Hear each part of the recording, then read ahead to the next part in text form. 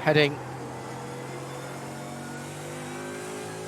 over the top of yet another blind brow and into the Kleiner Carousel as he's at the end of the lap through Schwalbenschwanz, is the proper name of that, onto the Gallows Hill corner. Nailed that one, absolutely nails that as he cuts it back to the second apex and heads on the Dottinger Hohe. Picked him up somewhere around about Brunchen, heading down through Tiergarten towards the end of the lap.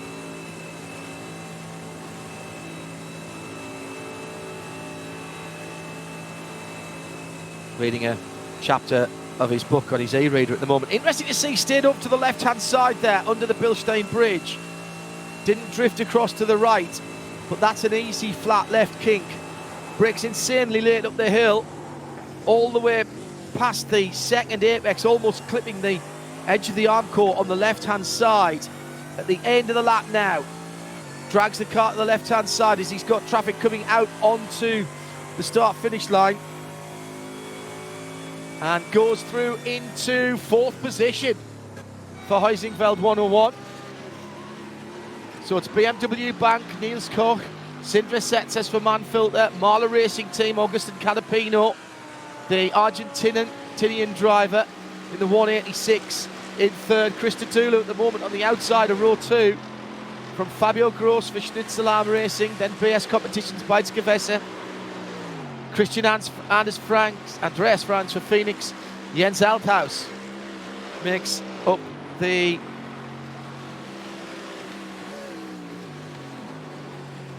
top 8. Just hearing some very sad news from the USA, where the voice of the Toyota Grand Prix of Long Beach, Bruce Flanders, has died. Worked with Bruce a few times. Very distinctive commentator and broadcaster. Our condolences go to his friends and family particularly friends. He has many in US paddocks.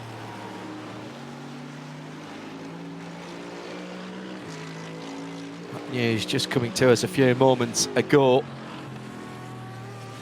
Right, let's see who else is still to put a lap in GT3. If you're just joining us, Claudius Feed has pole in the Porsche 911 Cup class with the 276 Sim RC Cup 2 car. In the GT4 category, split between Porsche 718 Caymans and BMW GT4s, it is Porsches to the fore. Matti Sipilä in the 303 course sim racing ahead of another 3 Porsches before the first BMW for Marcel Fassbender and SimRC.de Carbon, the 376 car. Jürgen Frank for Sim RC TCR from Full Send. Lars Bohr, Maurice Gollenbeck, Janis Danch, top 4 in the TCR category. Nicholas Max Schlein in the Adrenaline Motorsport car, then finishing his lap off. He, at the moment, is the last of the 12. The Ring Weisert Sim Racing number 188 still out there for Martin Ehren as well. Well, here's Nicholas heading down the Dottinger Hohe.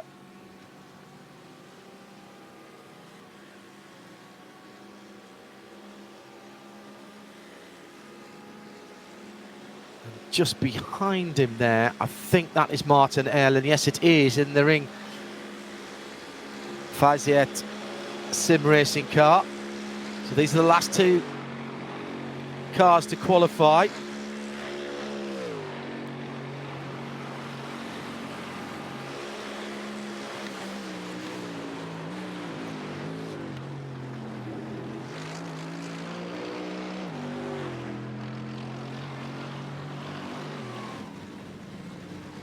At RSL_studio. Coming through, going to be about an 8:05. It is an 8:05 then for Nicholas Maxine.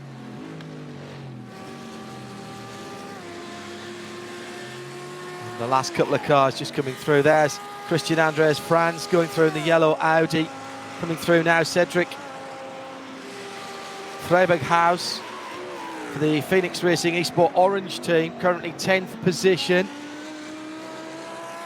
in class, but he's not as quick as a couple of the Porsche Cup cars. He'll want to be quicker than those, needs to improve his time a wee bit. Comes to the line now, and well, I have no improvement for him on that one. Certainly not on his position. Beitske has just improved her time, if not her position. She's still in 6th place for BS. Checkered flag is out. So there is going to be a chance for a second lap for some of these teams.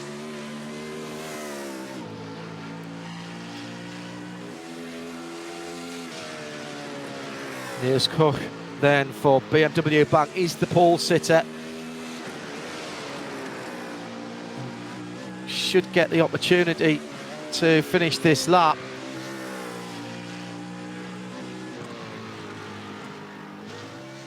Three.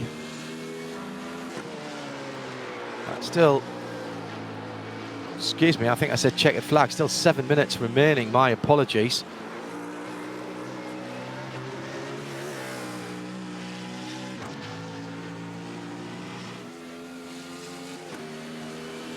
Spurious message on my screen.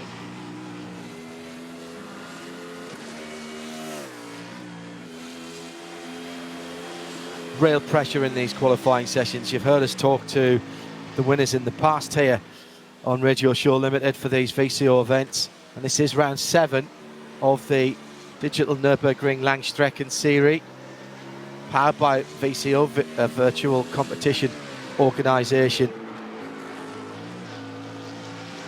Good smattering of real-world drivers in the entry lists as well. In the early part of the season, good to see Adam Christodoulou back with us again, as well as Augustin Canapino has done quite a bit of real-world racing. Beitske obviously. So Niels Koch then coming down the fast Dottigerhohe.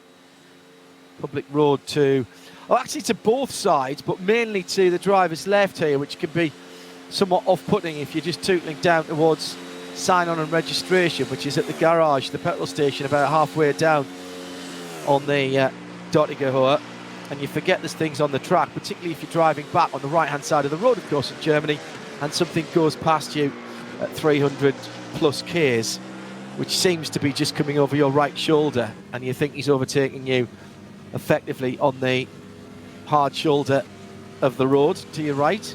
It wakes you up, let me put it that way. And that's a new fastest lap for Niels. Got down to a 7:56. 7:56.8. Marvellous stuff. Wonderful stuff.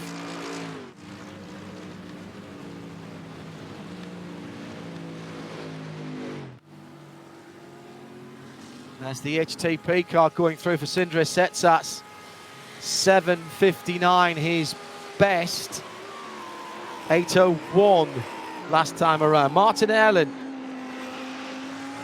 in the 1:88 Ringverzeit. Sim racing by Nürburgring Esports. Very striking green colour scheme on that car. 8:13.4.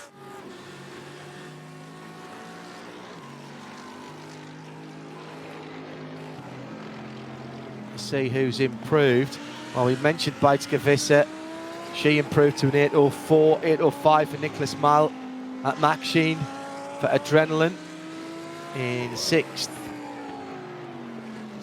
in 7th. Nicholas Machin's 8th. Christian Anders, no, he didn't improve. Jens Althaus for FP improved, 8:07.3. But a 2.5 second gap at the moment for Niels Koch for Team BMW Bank. He's in the pit lane, having come round the short loop. That's impressive. Dark grey and BMW M Sport colours of the classic Z4. Again, just a reminder, Sim RC Cup on pole with a very creditable 8:07.7 for the Porsche Cup class in the 276 for Claudius Veed. GT4's now a split class between the Porsche GT4s and the BMWs. That's the Cayman, of course, and the BMWs. Fastest time there, an 8:35.8 for Core Sim Racing and Marty Siepeler. Best of the BMWs, Marcel Fassbender with an 8:40. And just to round off the TCRs, 8:52.1, the best time there by Jürgen Frank for Sim RC TCR in the 176. Confirmation then of the grid. Team BMW Bank from the AMG of Manfilter Team HTP looking for another victory. Sindre Setsas qualifying there. Augustin Canapino for Marla Racing Team next up. And as we head through, Team Heusingveld, Schnitzelam on row 2, then BS Competition Adrenaline on 3, Phoenix and AFP on row 4. And behind them, the Christian Anders, France, the Phoenix car, then AFP, Jens Althaus and Cedric Tim Freiburghaus, the Phoenix, and then the Ring Faisiet Sim Racing by Nürburgring Esports Audi with Martin Erlen. A little bit off the pace, but as we know only too well how these things can go. And it will all come down to the strategy. Many different strategies seen here in the past. Cup 2, Sim RC confirming there ahead of Asher Racing, Martin Asher, once again in the 227. Then WS on row number 2. They have alongside them the Project GT Einstein Sim Racing Academy, Violent Racing and H2. H2 then Rivelton and Noville Racing Core with Ring Racing. Porsches, well actually GT4, Core again, Matty Sippeler from Team RSO, Heusingveld 301, Lennart Hartenberg, then Zorg Rennsport with Christian Berg. And behind them on row number 3, it's the BMWs, Marcel Fassbender, Robin Stroll for Sim RC and Adrenaline E-Motorsport. Then T3, AMC Birkenfeld EV Stabel Release. They are in the same class, although I know they're two different cars and everybody has been used in the past to just been having a single Porsche class, but the new GT4s are now in the same class, the new BMW M4 GT4s. It's Sim RC and Jürgen Frank again from Lars Bull and Full Send Racing, 476 from 485. Marius Gollenbeck from Yannick Danish in the TCRs. That's your front tour for Sim RC Full Send Core. The usual suspects at the front there. And then Zorg Rennsport, Team Heusingveld, Leipertz, Esport Yellow, Marian Hensel there. Team Nürburgring, Renny Kershoff.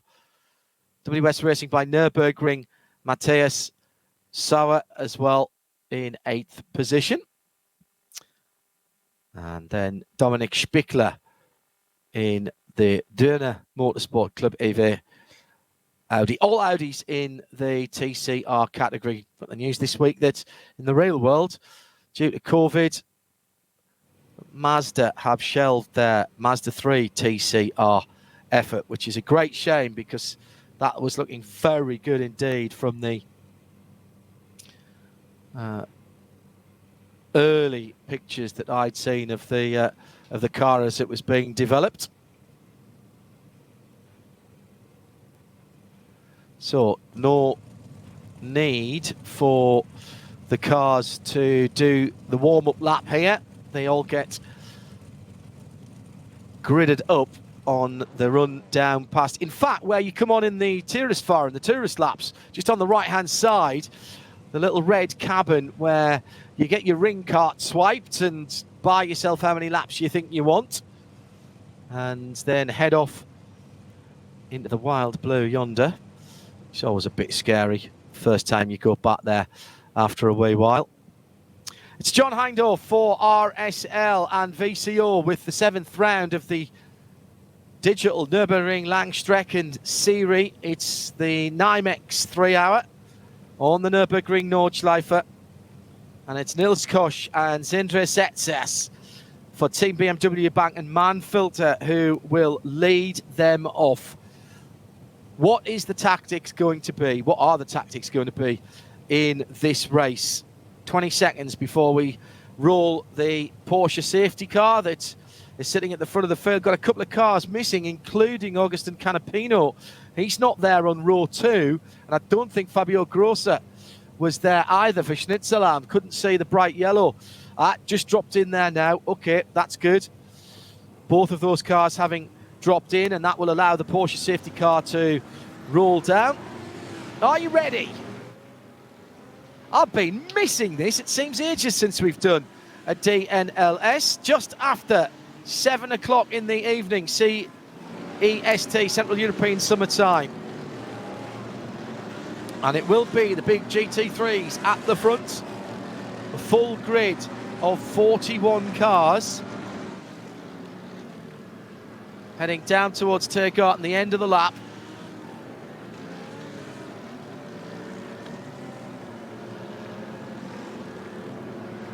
If you're not sure who your favourites are, well, we'll try and point out as many as we can through the 3-hour race. Pit stops, of course.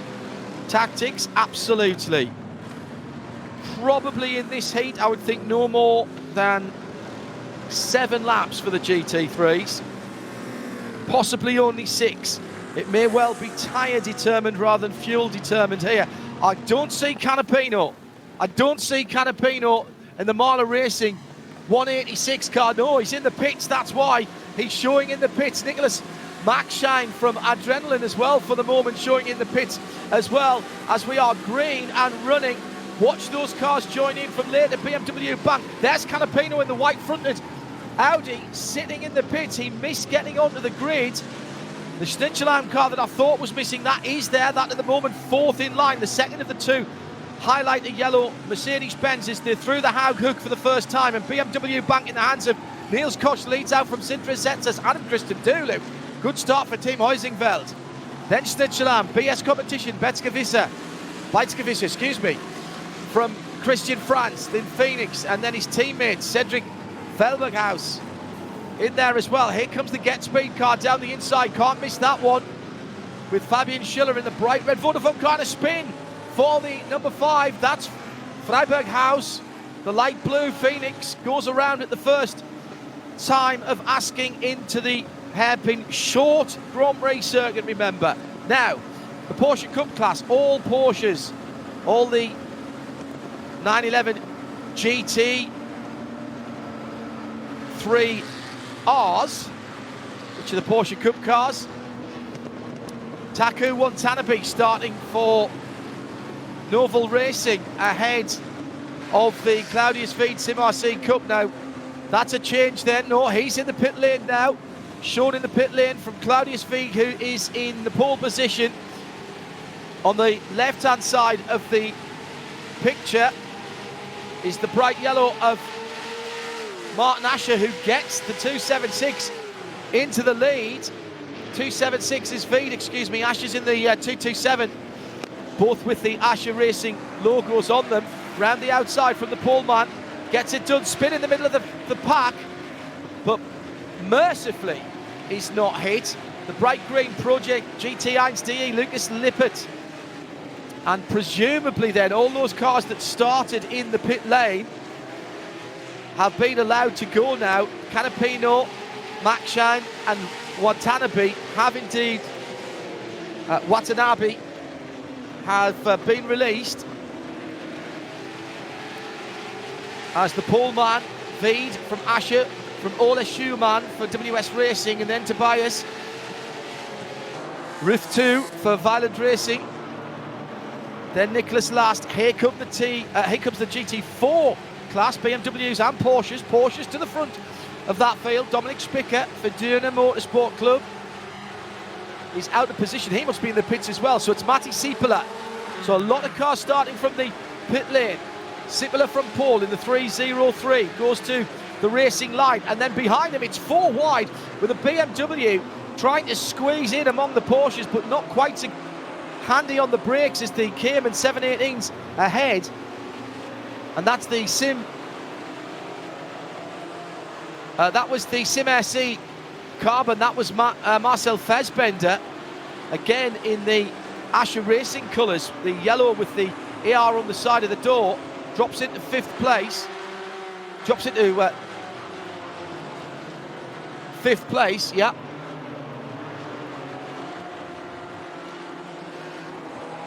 Usual rough and tumble at the start of these races. BMW M4's relatively new. Had them for a couple of rounds now. Part of the last major update from iRacing, and another big one to come next month, including, we hear, the closed-top LMP2 car. Right, here's the TCRs. Got ahead of myself a little bit earlier on. This is always great fun. Coming to the line now. Already 5 minutes since the leaders crossed the line and went away.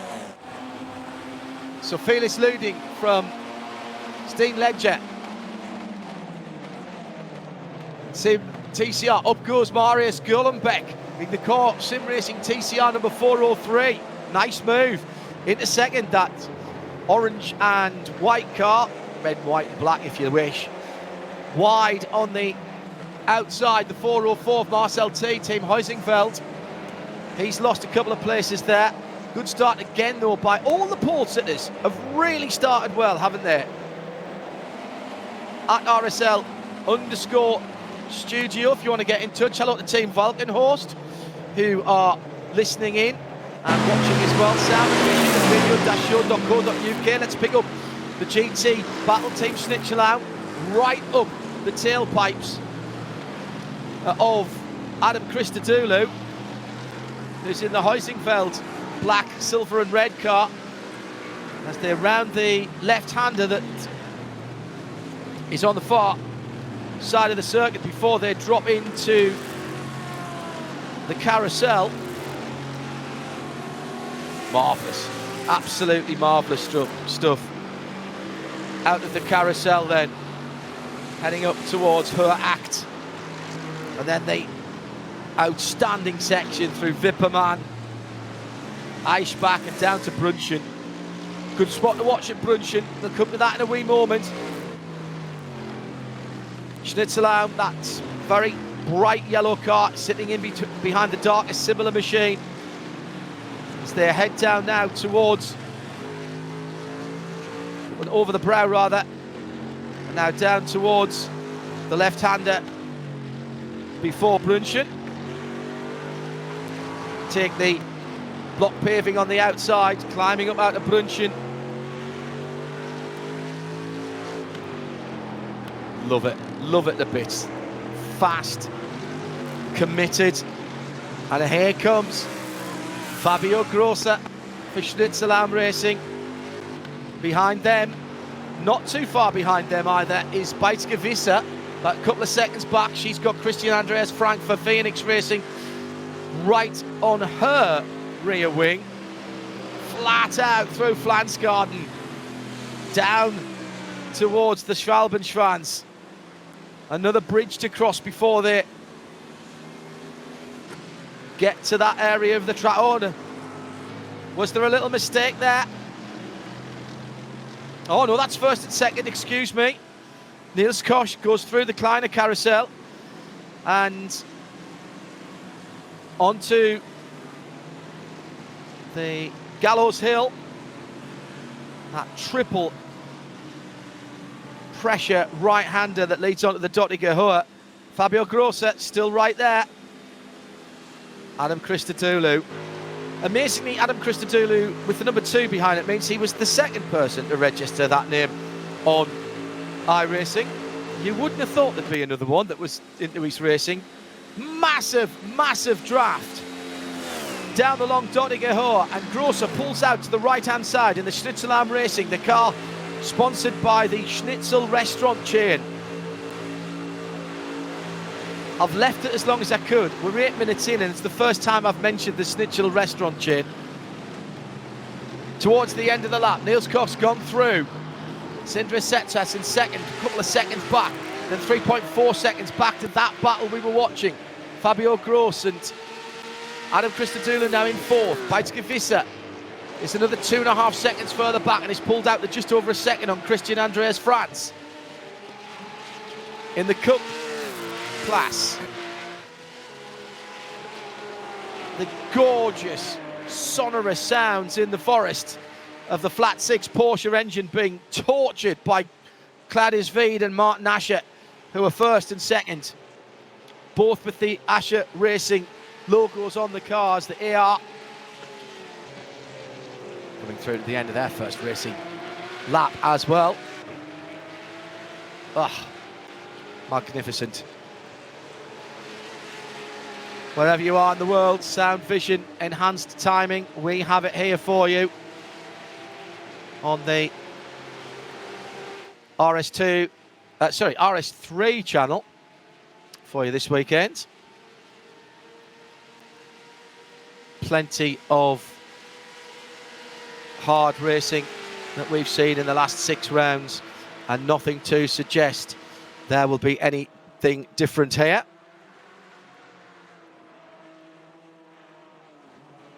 Porsche class. This is the GT4. Porsche's at the front of the class, at least, with the new BMW's not quite up to speed now. Marty Sippeler for Core Racing, then Team RSO 397, then the Heusgenfeld 301. And it's second and third that are together at the moment. The striking black and silver Heusgenfeld livery. Manufacturers of quality sim rigs and equipment. It says here, that's what they told me. You all know that anyway. Backed teams for a very long time. Then Hartenberg just drifting off the back of Manuel Weibel for a moment in the light blue and white RSO car. Not the easiest cars to drive, these little GT4 Cayman 718s. But very, very satisfying when you get it right, is what the drivers say. The BMW M4 GT4 is just a little bit off the pace since they've been introduced. There'll be updates, there'll be balance of performance, and there will be people getting their heads around the setups as well, of course. Best of the BMWs. Sitting behind 4 Porsches. That's Marcel Fassbender, who was the fastest qualifier as well.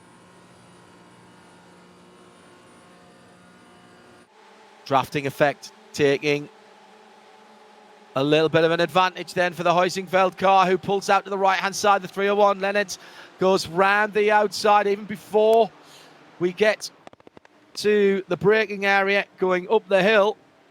And there's 4 cars very much together, and right on the back of that is Marcel Fassbender in the Sim RC car.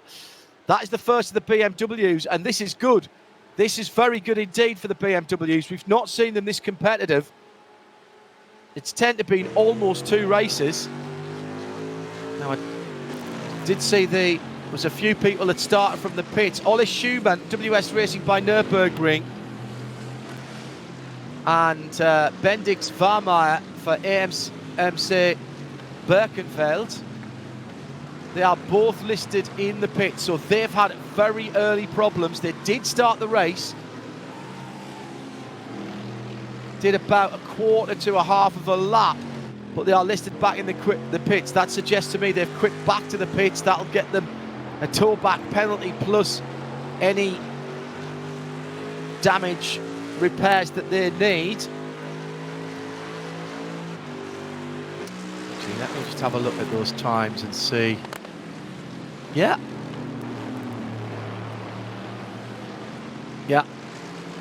See if I can get some news on that for you.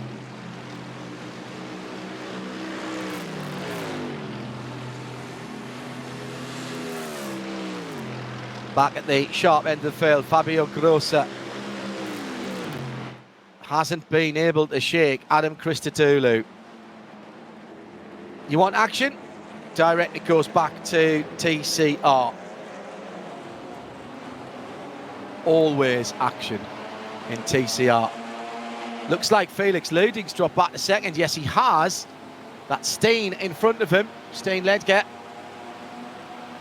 And Luding crossed the line quickest in the bright yellow car, quickest and first, as he dives down the inside into that tricky downhill right-handed braking area into the loop. Second place for Full Send Racing. Marius Golombek's there for Core as well.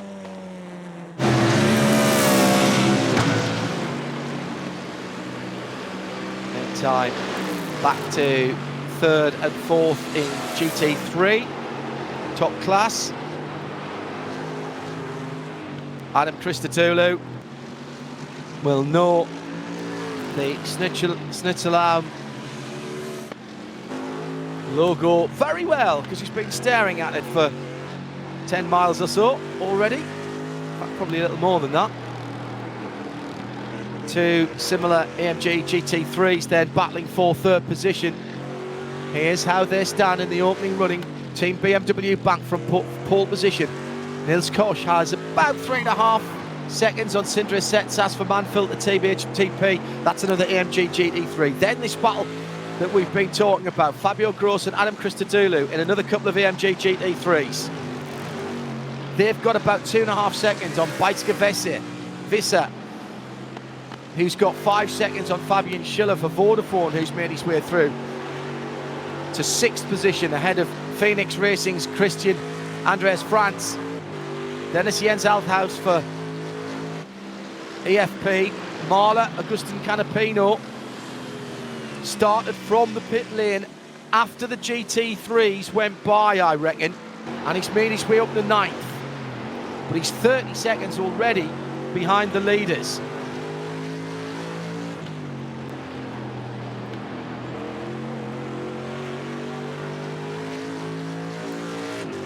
Remember, for the GT3s, if you pit, you have to change tyres. So, with the temperatures up as well, 42.2 on the track, 27 in the air. Beautiful time to go racing.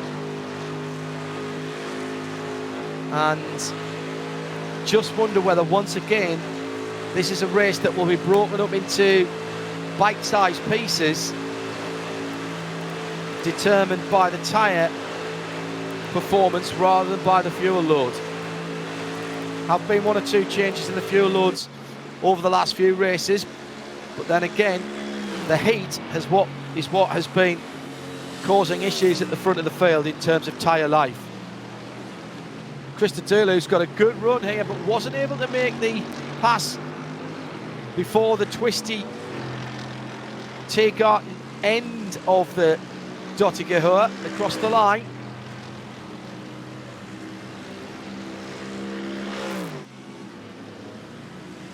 Completing lap number 2 and heading on to lap 3. Beitske Visser for BS competition in the white and blue BMW. Not able to close in, even though these two are fighting.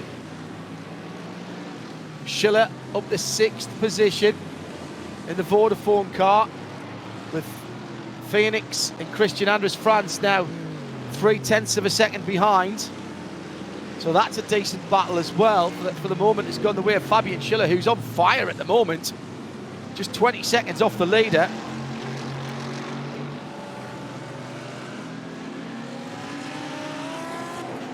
Still the best battle on the circuit for third overall and in GT3. Claudius Veed and Martin Asher are still half a second apart as well. But they'll be trying to work together, and they've pulled out an 11-second lead over Nicholas Last for Sim Racing Academy in the Porsche Cup class. He's got 2.6 on Tobias Roof for Violent Racing. Still, Matti Sipala for Core Racing from 5 seconds he's pulled out on Leonard Hartenberg, and he's having a battle with Martin Weibel. And Christian Buggs right there, and Marcel Fassbender's right there. And then there's 4 seconds back to Marcus Eichhorn in the second of the BMWs, the Lippert eSports car. And for the sake of completeness, Felix Luding leads by half a second from Steen Ledger for full send in TCR with Marcus Gollenbeck, only another 0.3 further back. And we've got the top 1, 2, 3, 4, 5 in about 2 seconds. Down to Marcus Tighe for Heusingfeld in the TCR category. New fastest lap for Claudius Veed in the Sim RC Cup 2 Porsche at 12.9. Freiburghaus into the pits at the end of that lap. Martin Erlen into the pits at the end of that lap, both from GT3 in the 5 and 188. So that's the Ring Faisiet and the Phoenix Racing cars. So that's an early stop, but sometimes we've seen that work. Get another driver in and get them into clear air. First and second in the Porsche Cup class, the Cup 2. Absolutely together. A howl of that flat 6. Flat 12 really there, isn't it, as they're on the Grand Prix circuit at the moment. So 20 minutes gone. Recalibrate your mind if you're watching us for the first time or listening to us for the first time on RS2. Yes, we're 20 minutes onto the race, but the leaders are running on their third lap, as is the case for the leaders in Cup 2, just starting their third time, heading on to the Hatzenbach at the start of the Nordschleife, the North Loop.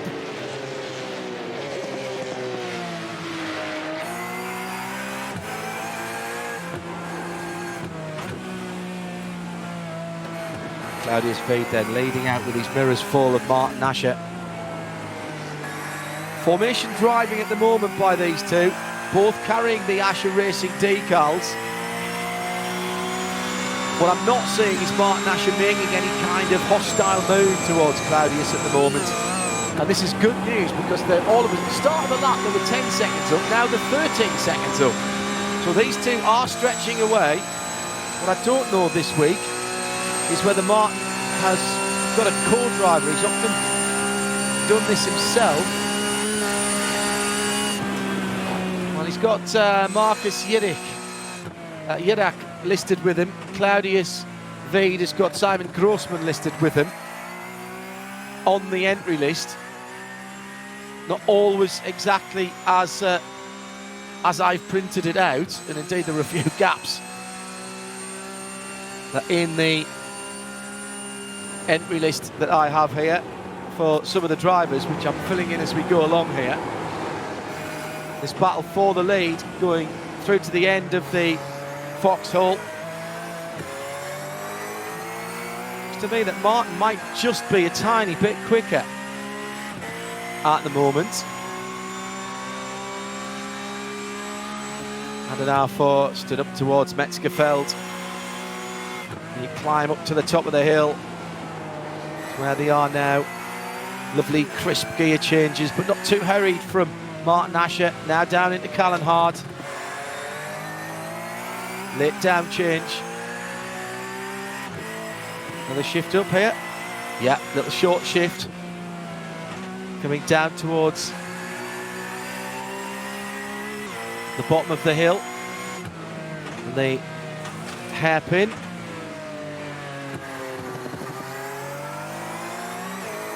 Yeah, Martin at the moment has got a quicker car underneath him for me. But he's not putting any really substantial, concerted moves. Ex-Müller then, bottom of the hill, the bridge. Now in TCR, as ever, all hell's breaking loose. Full Send look to be in the lead at the moment, but here comes Felix Luding down the inside. Full Send, the darker car to the right-hand side, side by side. Right in behind is the core car. A little bit of bump drafting going on there as well by the core racing machine. That's Marius Golombek in that car. There's nothing between that top five. Fifth place car is Marcel T, who has the fastest lap in the class at the moment in the Huizingveld colours. He's the dark car with the silver and red on the back of it, the fifth of those five.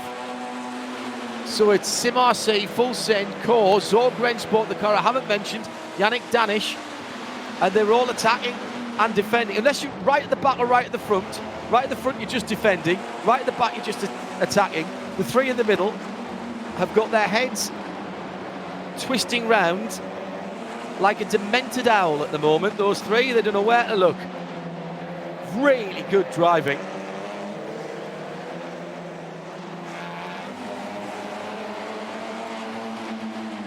"20 wheels of TCR action locked together as if tied by very short and invisible bungee cords at the moment. They stretch out and in, but not by very much through the hats and back. Meantime, Beitske still trying to close on this battle for third, which is Adam Christodoulou, and right ahead still the Snitchelheim car, which is the Grosser machine. Fabio Grosser comes across the line, and again, interesting to me, with Visser just appearing onto the start-finish line now, that Christodoulou couldn't use the draft, or maybe didn't want to. Now, is this Christo being clever and saving a bit of fuel down the Dottinger Höhe? Won't necessarily be enough to get him another lap, but it will mean that his fuel fill takes a little less time.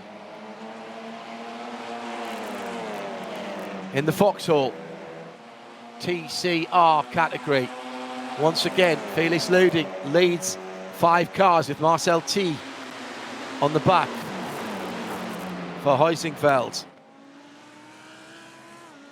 This could get very messy very quickly if one of the guys at the front loses it. Golombek right in the middle in the orange, white and black Core Sim racing car, the 403. And the only one really who would have any chance of reacting to anything ahead of him is the Huizingveld car. 2-litre turbocharged 4-cylinder engines. Beautifully modelled, the audio as well as the visuals. Felix Luding just got a little bit better of an exit there, didn't he? As he tries to pull a little bit of breathing space on the pursuing 4 TCRs as he heads down to Ex-Müller and the bridge. Used to be a nice little change of tarmac just about where you needed to be hitting the brakes. That's all been resurfaced down there, accurately modelled as well. Nicky Lauda's corner coming up next. The still unexplained incident that Nicky had there, and then to Bergwerk, an absolute exercise in patience. Can't be too early on the throttle there, otherwise you take too much of the exit curb on the left-hand side, which you don't want to do. Then you start climbing, and you're climbing for a very long time here, so Actually hitting the apices of these left-handers is not that important. You want to put as little lock into the steering as you can. It's that last left-hander that they've just gone through that tightens up on you a little bit. Still accelerating, still climbing. Heading up through Kesselchen and Klosterthal. Meantime, further around the track, the battle for second, third and fourth through Flansgarden. Oh, and the Heusingfeld 718 came and going very, very wild there. That's the second place car of Leonard Hartenberg. He's dropped about 8 seconds to the leader, and if he's driving like that, I'm not surprised. He got a bit wild at Flansgarden. It is pretty flat there. There's a bit of block plate paving on the exit on the left-hand side that you always use anyway, but he was well beyond that and ran out of that quite early. Kicked up a few clods of earth to Manuel Weibel and Christian Berg, who are both sitting in behind him. Now they're onto the Dottinger Höhe. Now let's see Christian Berg, the third of these three cars. He should be getting a double tour. Doesn't look like they're close enough, does it? But you'll get a tour, even from the distance that they are at the moment. Looks like Weibel's pulling away. He must be running I wonder if he's running a really skinny car, and that's why it's moving around so much. Maybe a little less rear wing on it. They're just dragging back to him now, but it's taking them a very, very long time. Here comes Bug on the RSO car of Weibel. Weibel catching the leader, but they haven't got to him. The leader of this little battle pack. This is second, third and fourth. The leader in class, Matti Sippola, well away. Over 8 seconds to the good.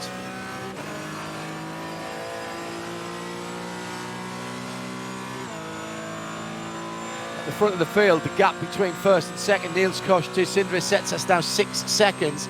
Then nearly 8 seconds back to that great battle, enthralling battle. Fabio Grossa and Adam Christodoulou. And then Beiske Visser another 6.5 seconds further back in fifth. So still Christian Bug looking at the back of the 397 RSO car in this battle for podium positions.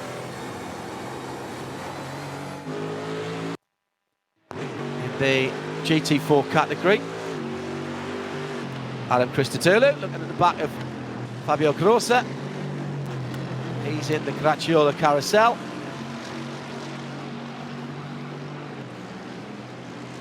Christodoulou, of course, who has raced in full metal racing with some success on the Nürburgring Nordschleife, honing his talent in online racing as well.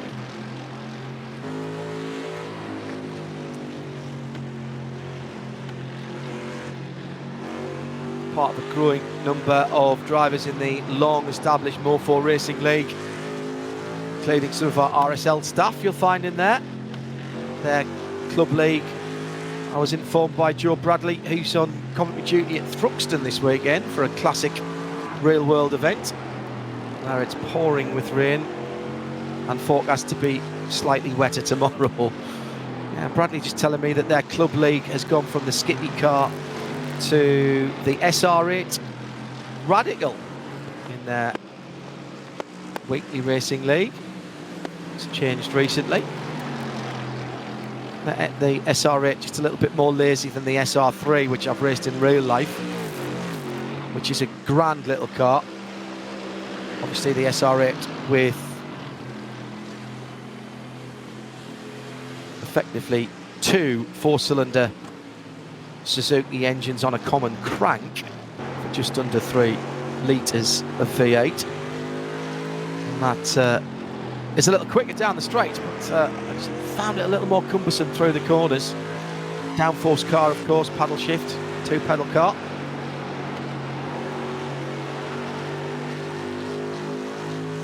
Hello to those of you who may be joining us from the Spa 6 hours, which has just come to an end over on RS1. No spoilers here. I'll be catching up with that as well in a wee while. So I've done here. We'll be having plenty of replays for you.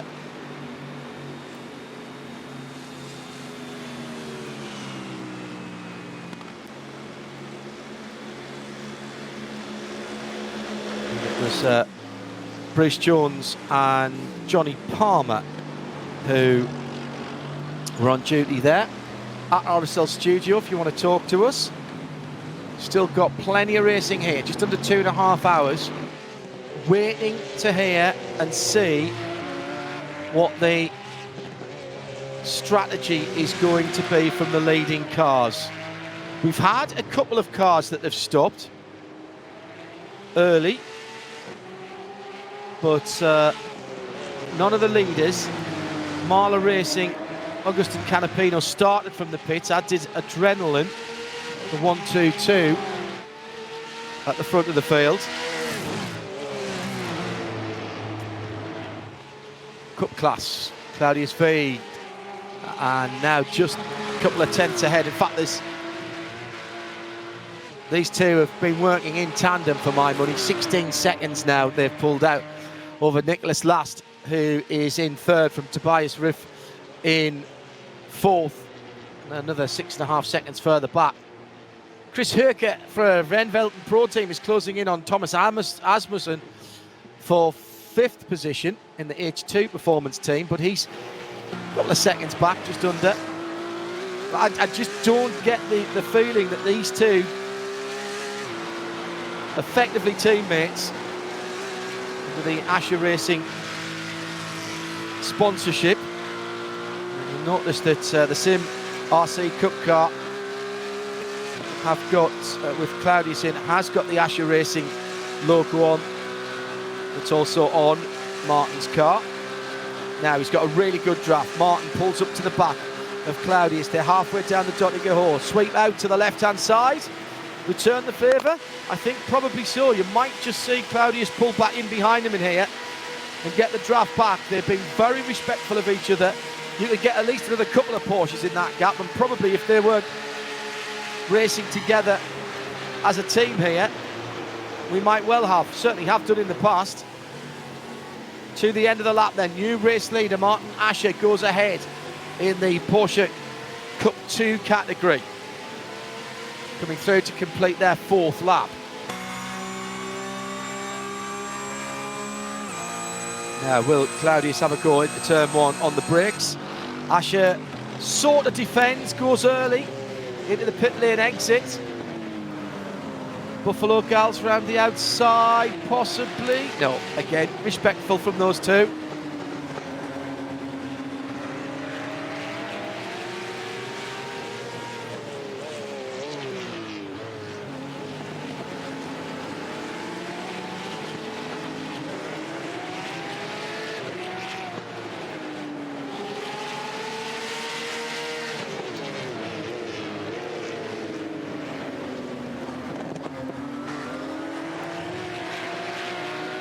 So these two still,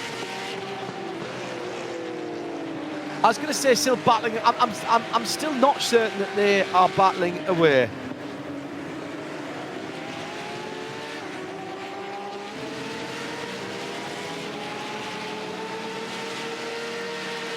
It just doesn't have the look of that serious a battle. Well, I say that, and maybe they're just being respectful of each other.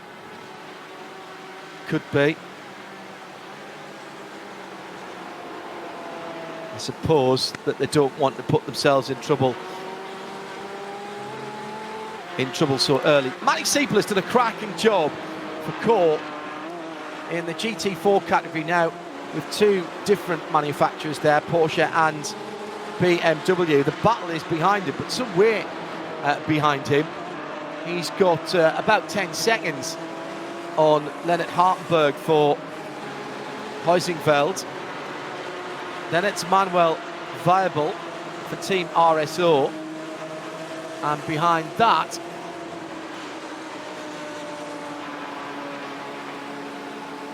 it should be Christian Bug. Yeah, it is. And they've sort of dropped Marcel Fassbender in the first of the BMWs, and Andre Havendank for EFP Car Collection in one of the GT3 cars is going to come through that battle sometime soon as well. Christian Bug still on the back of those two. About 5.5, 6 seconds further back is Andre Haberdank.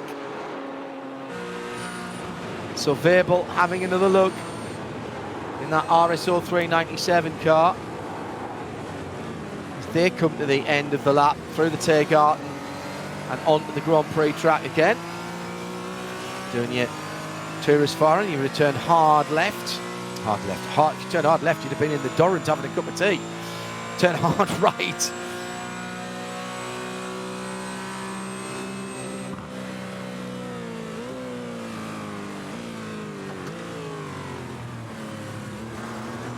Down towards the first corner, Heisingfeld from RSO, and in third place in GT4. Behind them, fourth, Christian Bug for Zorg Rennsport. So the top four, Core, Heisingfeld, RSO, Zorg Rennsport, Esports in that GT4 category. For big names, big teams. It's now 18 seconds Niels Koch has on the field. Schnitzelam and Krista Dulu in second and third from the BMW Bank teams. Fabian Schiller has just pitted, I think. Yes, he has, because he's passed that car over to Alexi Blomas. Now that's interesting. So that was at the end of lap 4 for Fabian Schiller. And he'd worked his way up to, I think, 6th, did we say, possibly 5th at the time. Canapino from the pit lane is now up to 5th, and there's only 11 seconds behind Beitske Visser in the battle at the sharp end of the field. Martin Asher and Claudius V continue their formation driving in first and second, the 227 and the 276 Porsches for Asher and Sim RC. They've got 18.5 seconds on Nicholas Last, who's 7 seconds ahead of Tobias Ruff and 5 seconds ahead of Thomas Asmussen. He's got Chris Hurker. I said he was closing in. He's under a second now, Hurker, in the Renvelt Pro Team car.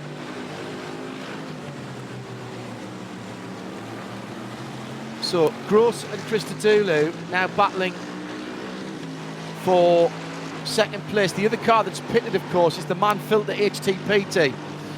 So Canapino is out of that and Jack Sedgwick is in. So once again, it's Jack Sedgwick sharing with Canapino this weekend. Here comes Christodoulou, best run we've seen him have. He eschews the opportunity to pull out though. There was definitely a wee lift there from Christo. And that was barely, well, he wasn't much further beyond the Audi Sport Bridge, but he did not take the opportunity to go through. I wonder if he's pitting this time around. He definitely had the run that time, no doubt about that in my mind. I thought he maybe didn't have the setup, and that was what he was struggling with, but he did not have the run that time around. They both go to the right-hand side. Are they peeling off in the pits? No, they're not. They go on to another lap.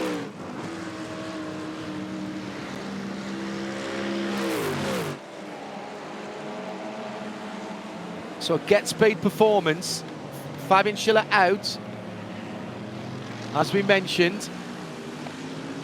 Lexi Blomas,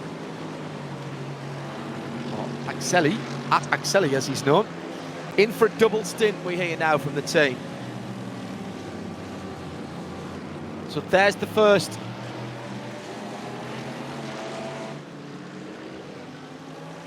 vestiges, at least, of a bit of tactics playing out.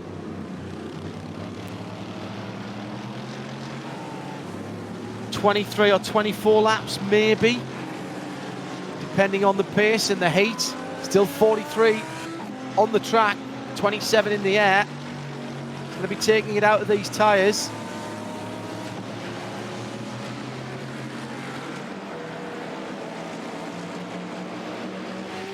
All the teams will be looking. Oh, speed out on the circuit for Nicholas Last. Oh my goodness, that was the third place car, and the red and white car that just went past him has demoted him to fourth position. So that's a change in the Cup 2 category. Tobias Ruff went through in the Violent Racing red and white car. So Nicholas there, I think, spinning on his own. Didn't see anybody else around him, even though we just caught the last of that as he was coming through the exit of Flansgarden, wasn't it? Fast part of the circuit. He'd do well if he's done no damage there. It looks pretty straight. He was off at the side of the circuit and recovering when I picked him up. Let's have a look at the VCO replay there and see what he did. At the end of Flansgarden, goes across the... Oh no, it's further back than that, my apologies. Coming to the top of the hill. Down through the fast sweepers. Okay, yes, that was the... There's the jump. He's a bit further back than I thought he was. Gets onto the dirt. Oh, he did hit the wall on the left-hand side just before he headed in to Flansgarden. So that was really quick indeed. And he's been very lucky. Well, he's done damage to the left front. Say this all the time, not always easy to see the damage, but the driver will be feeling it, and I think that might require some time spent on damage rectification. 2 hours and 16 minutes to go, round 7 of the Nürburgring Langstrecken-Series digital version.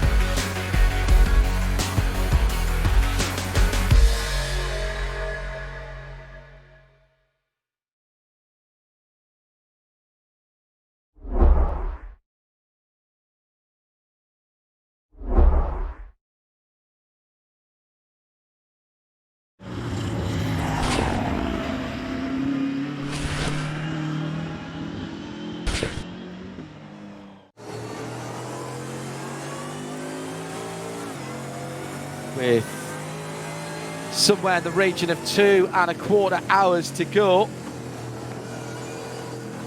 We are watching the battle between second and third, and I've not taken my eyes off this really since the start.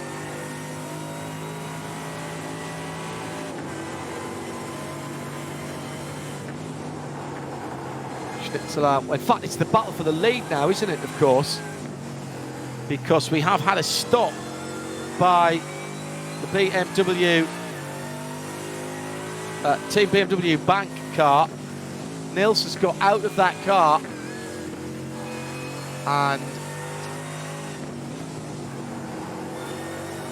in has got Kai Kashuba. So that is the battle for the lead now. Fabio Grossa and Adam Christodoulou heading back towards us at the start-finish line. So they're climb through the heavily wooded section in the last third of the circuit now. Over the jump, and now heading down towards Brunchen. Keep the car tucked in on the left-hand side. Through, in fact that was a little bit further on than I thought. They're onto the flange garden, excuse me. That's what you get for taking my eyes off the screen for a moment. Looks to me as if the tyres, the rear tyres in particular, are just starting to go for Fabio Grossa. Christodoulou with a slightly better car underneath them at the moment, I would say. They are on their 6th lap. They'll end their 6th lap at the end of this one. And I reckon one or both of these may pit at the end of this lap. Their lap times have been decent, but you've got cars behind them, of course, which have done are on laps with newer tyres. And here's the problem that they've got. They're doing 807s, and behind them Agustin Canapino on new tyres is doing 805s, and an 803 for Kai Schubert in the BMW bank car. Jack Sedgwick 805, been out a little bit longer now. So surely these guys have got to realise that they're in trouble. Not going to get full course cautions or slow zones, and we never get safety cars here anyway. So in comes the Snitchelheim car. So Christodoulou goes on onto another lap. Now I'm not sure in the Huizingveld car that that's a smart thing to do. Mats Thorger, Hutzfeld and Jan Santowski still to get in that car. Gaggle of TCR cars at the first corner.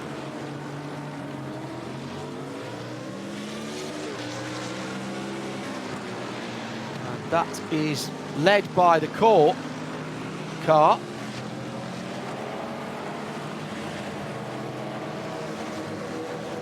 That's Marcus Gollenbeck in the lead of the race for TCR.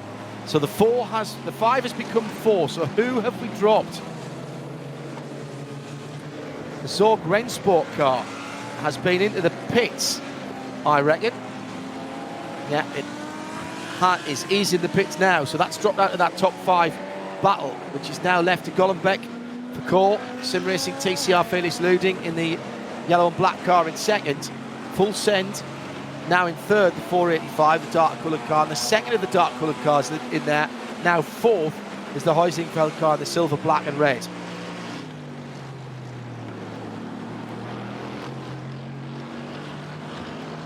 So these 4 still to make their first pit stops. And again, that may be a tactical stop, or maybe there was a bit of damage that we didn't see in that thinking for the TCR stop for Zorg Rennsport. Nicholas Schneider is in that car. Let's just check to see if he started that race. No, he didn't. Of course he didn't. It was Yannick, wasn't it, who started that race? Yannick Danish. So that has been a driver change after 5 laps completed. So they'll probably do 20, 21 laps. Oh, there's been a spin for Bijskevissa in the BMW. Looked like the hats and back. A little glimpse I got there. Let's have a look again. Oh, in that battle. No, that's not the place to go around the outside. Big tank slapper, but misses the barrier for Bijtske. Trying to go around the outside in that middle part. I think there was a little clip on the full send car.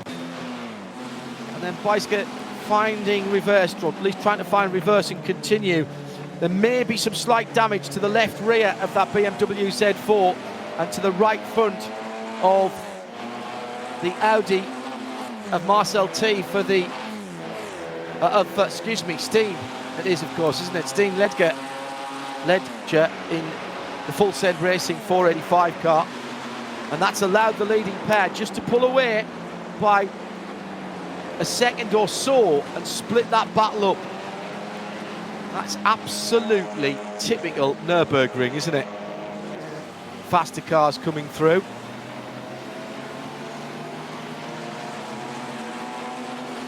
Still waiting to see what happens at the sharp end of the field as Adam Christodoulou's coming to the end of his 7th lap. And Bijtske-Visser, of course, at that point was in 2nd place, but she's dropped a huge amount of time. Huge amount of time. Something in the region of 20 seconds with that mistake in traffic. Just hadn't quite cleared the TCR car. She'll be annoyed with herself for that. The Full Send Racing 485 car absolutely doing the right thing. The virtual driver's briefing. The class cars stay on the racing line. It's up to the faster cars to pick their way through. Kai Kashuba is setting the timing screen alight at the moment. So Christodoulou, Visser, Christian Andreas, France, the top 3 have not stopped. First car that stopped at the front of the field is the BMW Bank, the pole sitting car, the 107. Kashuba has taken that car over and he has picked up exactly where Niels Koch finished at the end of the first 5 laps. Here's Visser coming through those TCR leaders again as they climb up from Bergwerk through Kesselchen on the way to Klosterdal now, right on the far side of the circuit.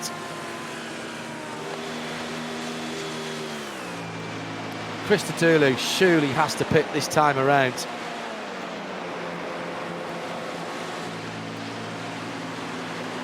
What have we got left? Just coming down to the 2-hour mark. Well, as it stands,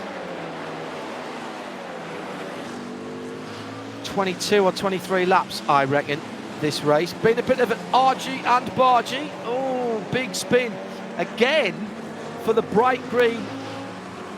This is we're in the Cup 2 class there.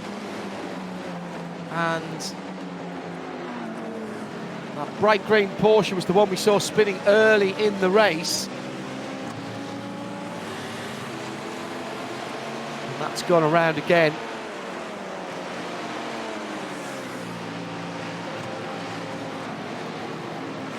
Now more traffic for the TCR leading pack to have to deal with. Steen Ledger with Marcel T, they're battling for 3rd and 4th, and through comes a pride of GT3 cars. And there's so few places on the Nürburgring Nordschleife where you can easily let even a much faster car go through. Now, into the pit lane. These are the leading cars in the GT4 category, so your Caymans and the first of the BMWs. Looks like the RSO car's got out. Weibel looks like he's just got out in front of the core car, and it's the race on the pit lane speed limiter, so maybe a short fill there to try and get track position. Weibel and Pascal Stix now behind the wheel of the Core Sim Racing 2, so a driver change for Core, but Weibel stayed in. So those guys were battling at the very sharp end of the Cup category. Weibel, Stix, Maxi Fritz now behind the wheel of the 301 Huizingveld car. Sascha Berger for Zorg Rennsport. And then it looks like it's Sandro Petroziolo for Liepert in the first of the BMWs in 5th.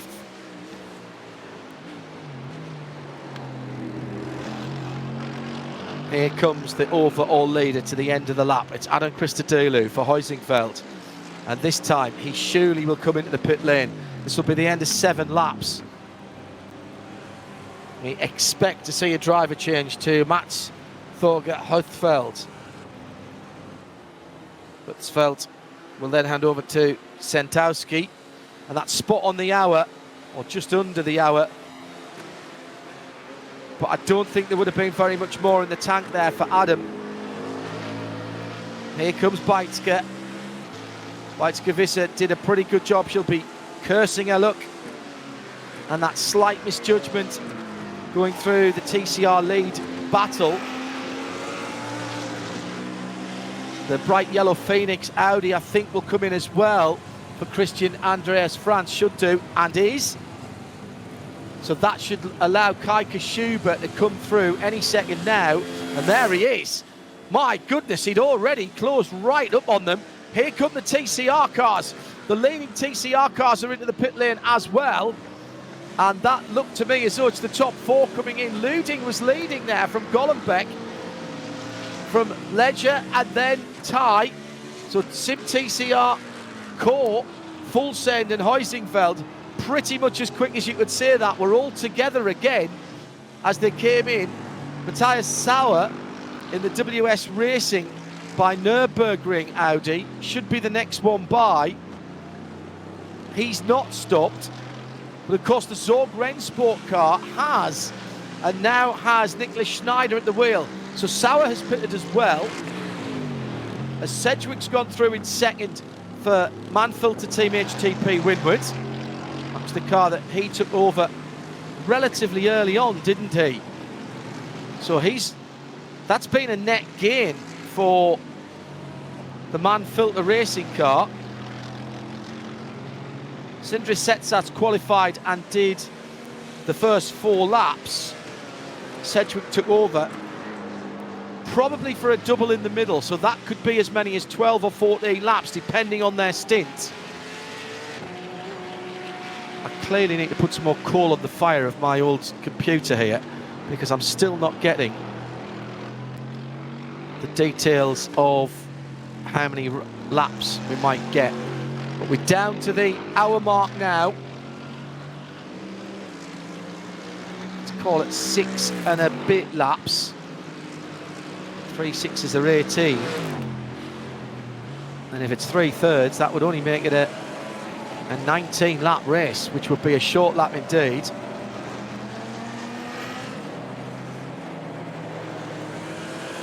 Very short lap indeed. The TCR battle continues after their pit stops, and the interest there will be as to where Nicholas Schneider turns up after the leaders ahead of him made the pit stop, because they were a little bit out of kilter.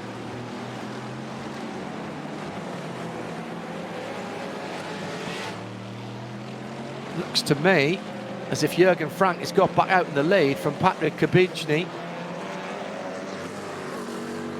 and Lars Ball, then Michael Brautiken for Huizingveld, and then Schneider.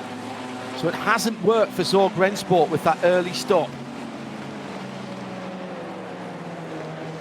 But he's not too far off the leading quartet, and maybe with his tyres up to temp and pressure, he can get somewhere close to them in the early part of the stint.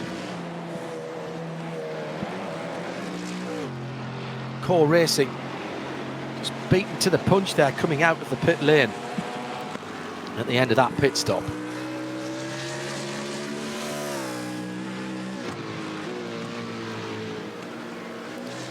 Welcome to those of you joining us after the WEC race on RS1. Thanks to Bruce Jones and Johnny Palmer for their excellent coverage of the final round of the WEC before Le Mans this year.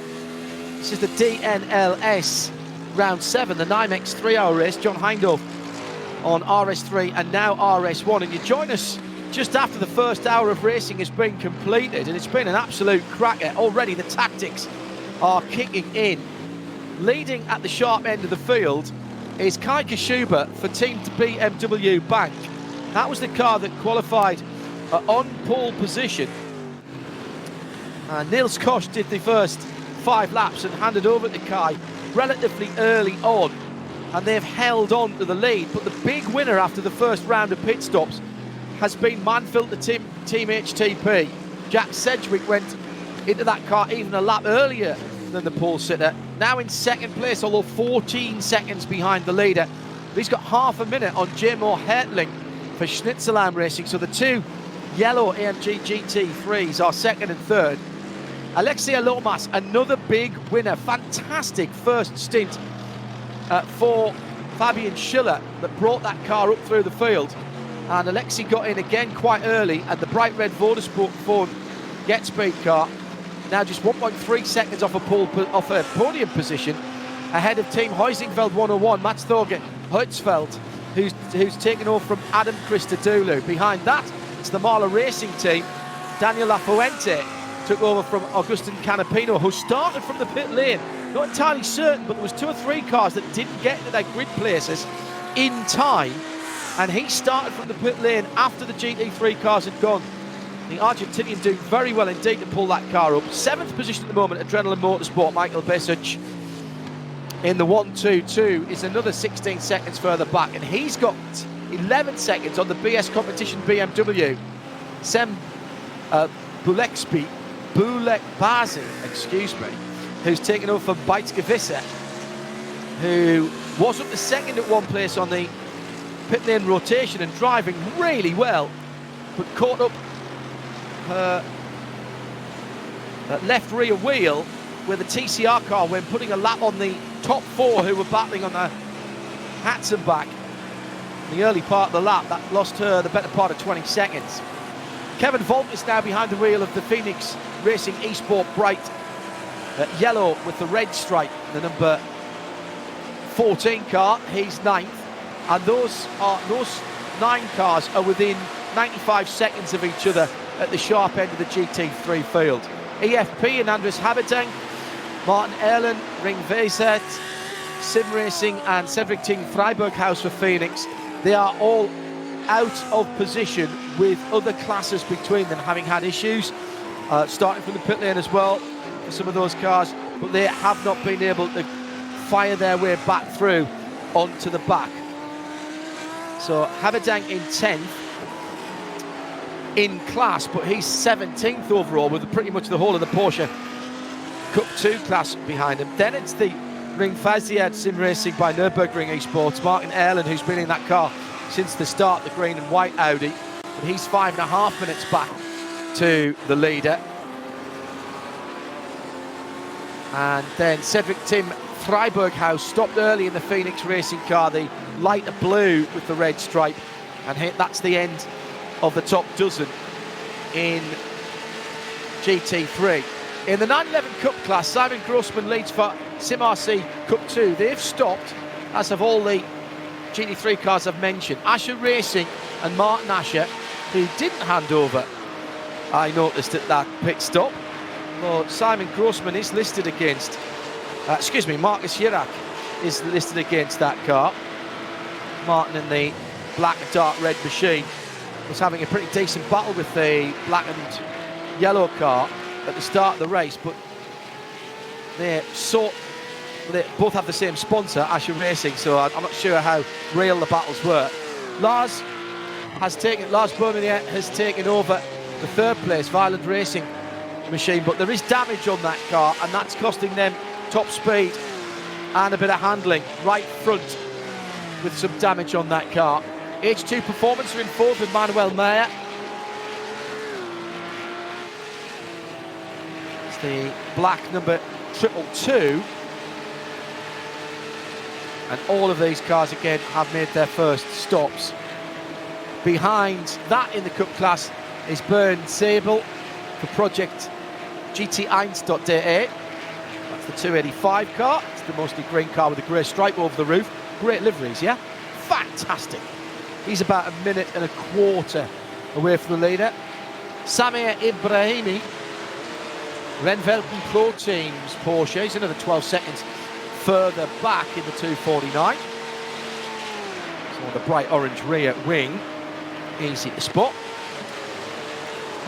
And then in 7th position, which is again the last of the cars in a line on the timing screen, Mario Yuri for Sim Racing Academy. He's another 23.5 seconds further back in the 291.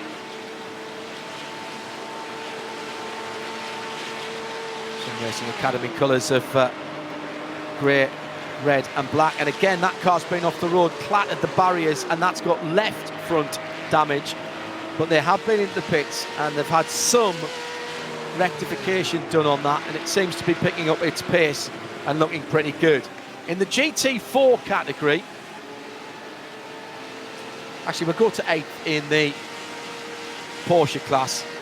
The Digital Motorsport Club AV, Niels Badorf, is in 8th position, but he's a couple of cars between him. He's got the one of the GT3s that's out of place between him, so he's actually in 18th position overall for Digital Motorsport. Novell Racing, Taku Watanabe, he is in the 24 car.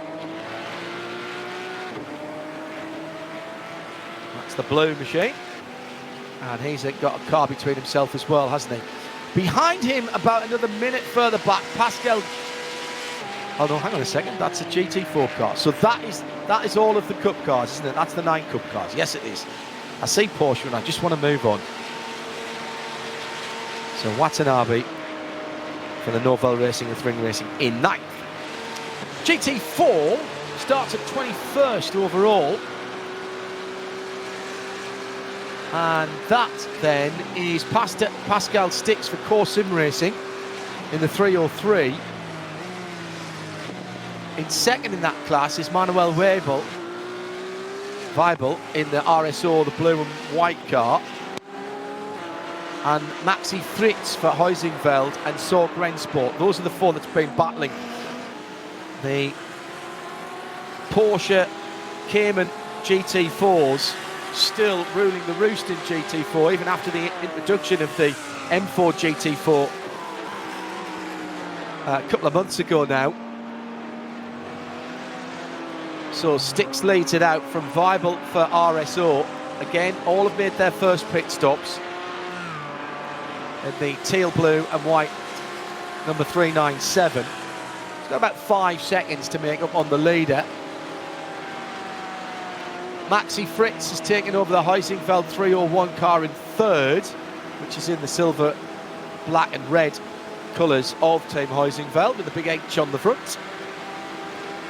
And he's nearly 19 seconds back from the leader, or if you prefer, 13 seconds from second.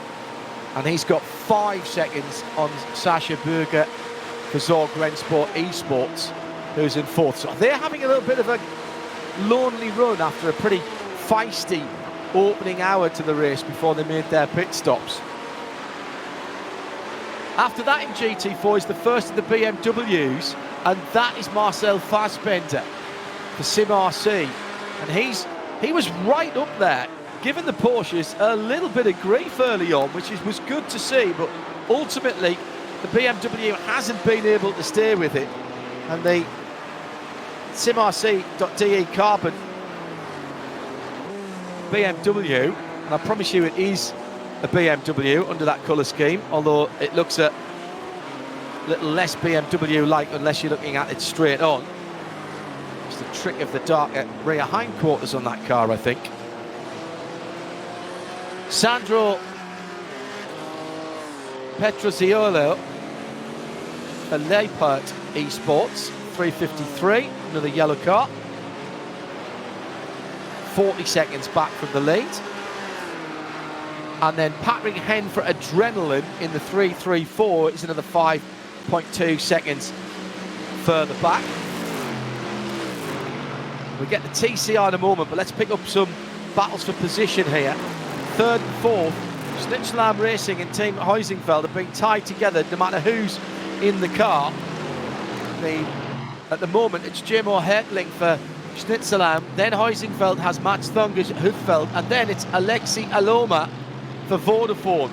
So that is a 3-car AMG battle for what amounts to 3rd place at the moment, with Kashuba from Sedgwick leading and in 2nd position. Through the Graciola carousel and still climbing to the top of the circuit into Hua Act. Sweeping through the serpentine sections of the wooded area of the circuit, which is effectively like a street race through a forest, isn't it? No margin for error. Half a car's width, you're on the grass. A full car's width, you've hit the arm coat, frankly, if you're offline. Then down to Wipperman, where you get off the ground. Eisbach, and down to Brunchen, where the spectators congregate even on the tourist laps. So easy to drop off the block paving on the exit of that long right-hander and spin up a tyre. These guys are too good for that. Then under the trees, left then right, picking up speed onto the mighty Flansgarden. It's quite bumpy, but it's still fast. It's just accelerating all the time, and again the car. And there's a crown on the road here as well. And quite often you're going backwards and forwards across the crown on the road, and that will unsettle a race car. You don't settle a race car for a run on the Nordschleife the way you would on a billiard table smooth Grand Prix type circuit. You've got to have some compliance in the cars, because when you're going back over that camber in the middle of the road, the car could quite easily become unsettled. Through the Kleiner carousel and through onto the Gallows Hill corner.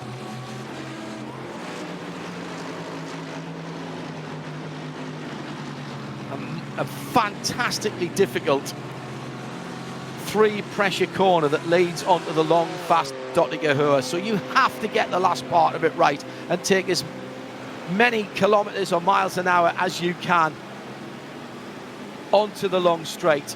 And even though there's a little kink in it where the Bilstein advertising hoarding is, it's a straight, because you're flat through there, you're flat through the bottom of the hill, you're even flat through the first two parts of the Tiergarten.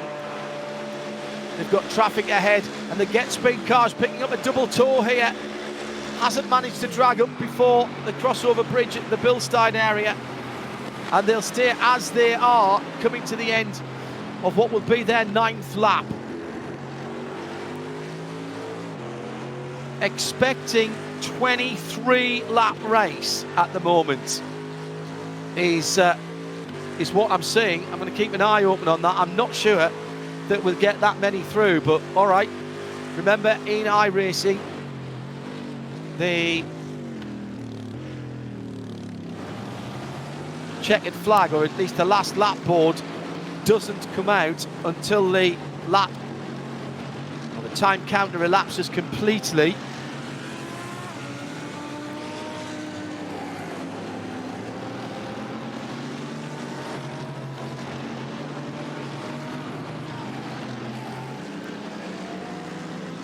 And that could be with just a couple of corners to go, or with just a couple of corners gone, depending on where the leaders are.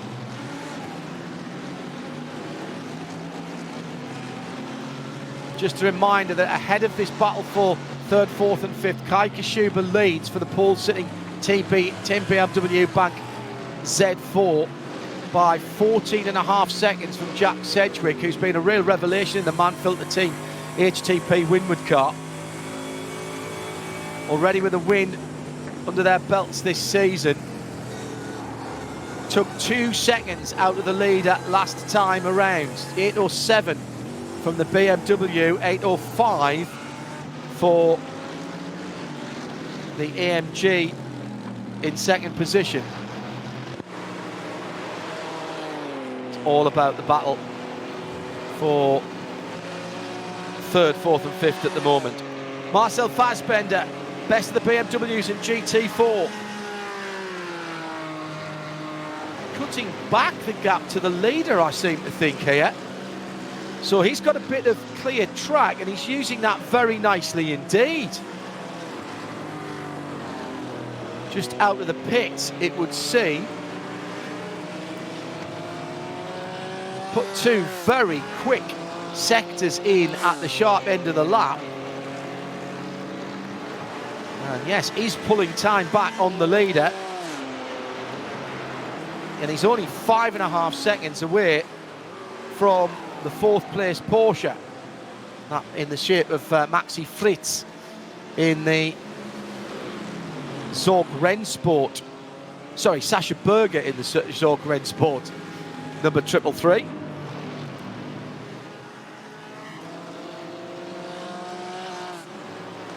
Meantime, that battle for third, fourth and fifth is heading down through the foxhole.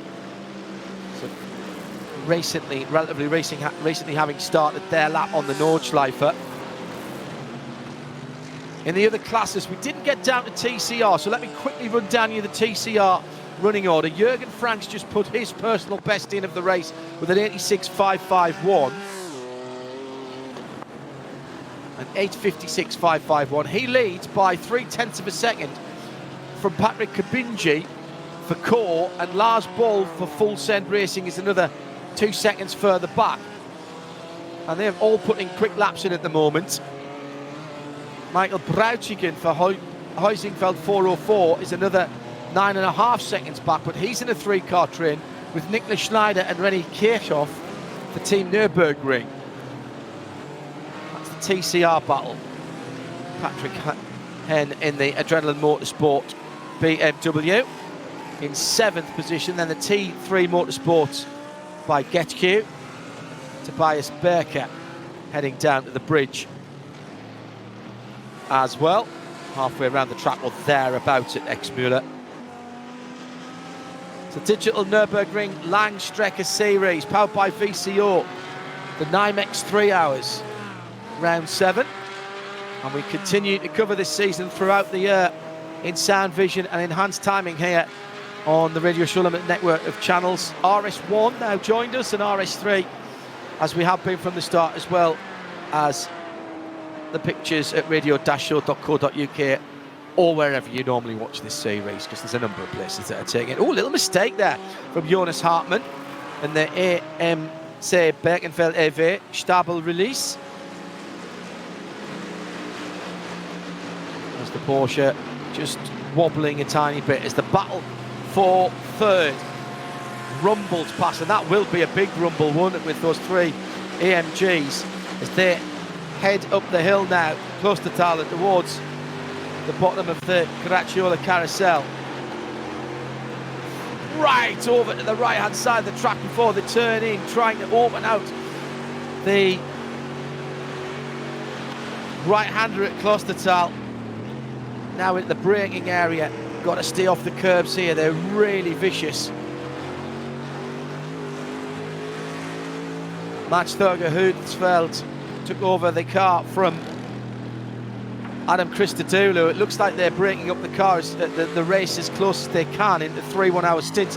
I'm not sure that helped them, because Adam's lap times went out a little bit on his 6th and 7th lap, whereas the cars who pitted before him got an advantage. He had been up in 2nd place for a while. The Get Speed car was one of the machines that pitted slightly earlier. That's the bright red AMG, 3rd in that line of cars that are battling. And there, Fabian Schiller got out of that car at the end of lap 4. That's when Alexei took over, which means actually that he hasn't got that many laps to go. He's been 5, probably 1 or 2 more laps for the Vodafone car. He stopped on the same lap as the Mann-Filter car in 2nd place, but 1 lap ahead, 2 laps ahead of the 2 cars that he's battling at the moment. So he's 2 laps worse off than the Huizingveld and the Schnitzerland car that's ahead of him.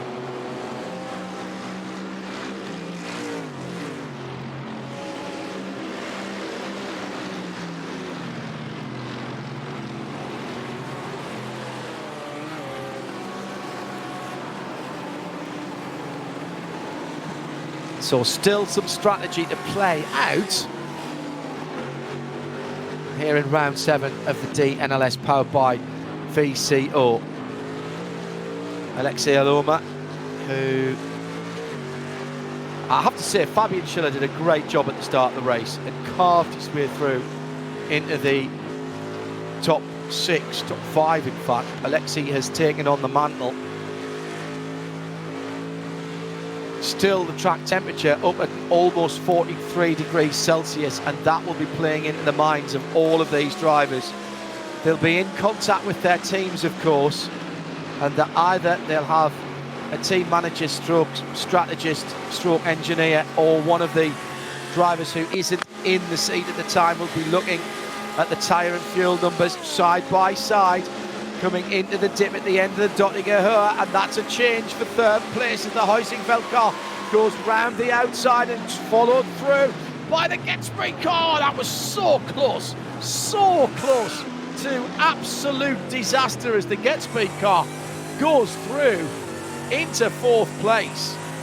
Alexia Loma, what a great manoeuvre. There was barely enough room to get through before the right-hander at the end of the lap. And it's not enough for Alexi. He's going to go straight into third place. He's never going to get that stopped into turn one. He's going to lose one, possibly both of the places that he was challenging for. Oh, he's just about hung on. That was ambitious, shall we say. And fair play, very fair play to all the drivers there. Heads up stuff. And Mats Thorgert Hutzfeld gave him room. Jack Sedgwick's in the pits, by the way, so this is now the battle for second we're talking about. Now that, to me, would seem a little bit early from Sedgwick. He's only done 5 laps. So 4 laps for Setzer. Then Sedgwick 5 laps. I mean, that's 6 laps for Sedgwick. Okay, 6 laps for Sedgwick. Right, okay, that's kind of there. They must be thinking then, I'm guessing then 6, another 6 will take to 16, then another 6 to 22. They're thinking 22 or 23 laps maximum. So they need to put another driver into that car. It's the regulations, you've got to have 2 driver changes. And 6 or 7 laps is as much as you want to do on a set of tyres. We really saw a drop off in Adam Christodoulou's last couple of laps. So Team BMW banked by 50 seconds. Then Heusingfeld, the 101 car from Vodafone, Team Getsby, then Schnitzelam Racing, then 7 seconds back to the Mahler Racing team, who started in the pit lane. Don't know why they weren't on the grid, whether it was a late setup change that they didn't quite get done after qualifying. But it was a great drive through by Augustin Canapino, and Danilo Fuente has taken over that car, and he's still under a minute away from the leaders.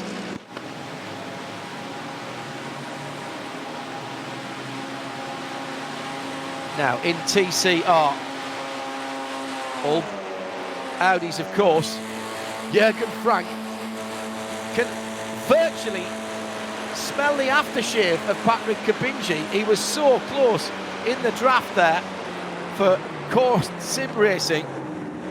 Now through to the end of the lap complex, bouncing touring car style, of course you would do in a TCR, over the curbs.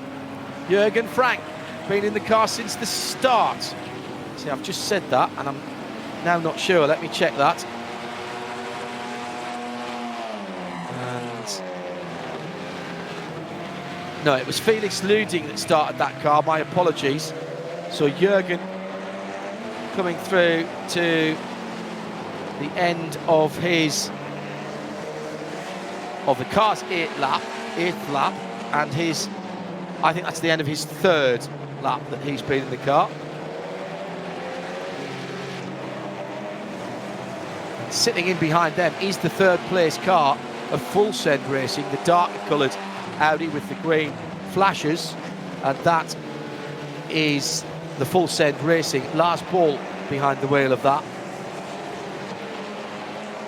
This battle was split up for a while when the leading GT3s came through, but after the pit stops they've all come back together again. 4th is Michael Brauchigen for Heusingfeld, another silver and black car. He's 12 seconds away from that 3-car battle for the lead, and he's got about 3 seconds on Nicholas Schneider in the Zorg Rennsport esports car. But Schneider has got René Kirchhoff behind him, and there's nothing between those two. The red and white car of Kirchhoff has got some battle damage on it. The two little scuffs. But the Avia team Zorg Rennsport car ahead. Do you know what? I said that and I thought it had some damage on the front of that car. Maybe it hasn't. Marian Hensel for Leiper Esports. The yellow and black car is in 7th. And that's another 4 seconds further back, but still barely 25 seconds, in fact not even 25 seconds away from the leader, so still plenty of racing to go on there. Matthias Sauer, WS Racing by Nürburgring, there's the big gap. There's 21 seconds further back. So now you're all of a sudden out to the better part of a minute in the GT tyres liveried car. That's the Durham. And then behind that, the Durham Motorsport car.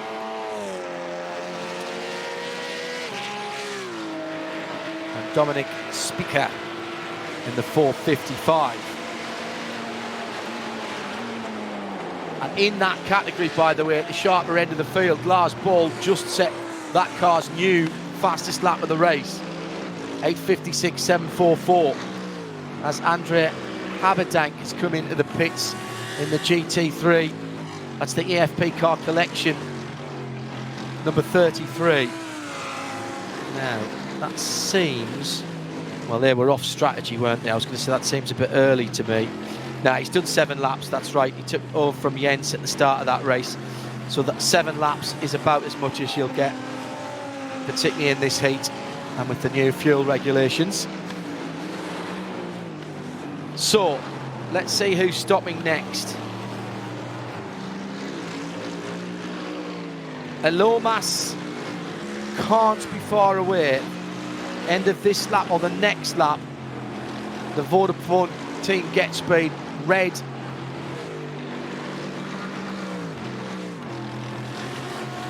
GT3, which, having passed the 2 cars that were ahead of it, has cleared off a wee bit. Kai Kashuba, I reckon, has got 1 or 2 more laps. Alexi's got 1 or 2 more laps. The car that has stopped latest in the leading group is the Heusingfeld car in 3rd position as it stands at the moment. Oh, he's the leader in. Well, that's interesting.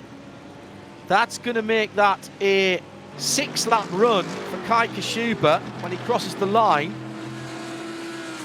Now, fuel is an absolute because it goes in at a fixed rate for everybody, and then you must have tyres in GT3 when you stop. So fill to a full tank at this stage of the race, and the only difference in your pit stop time will be how much fuel you had left in the tank and you were able to save.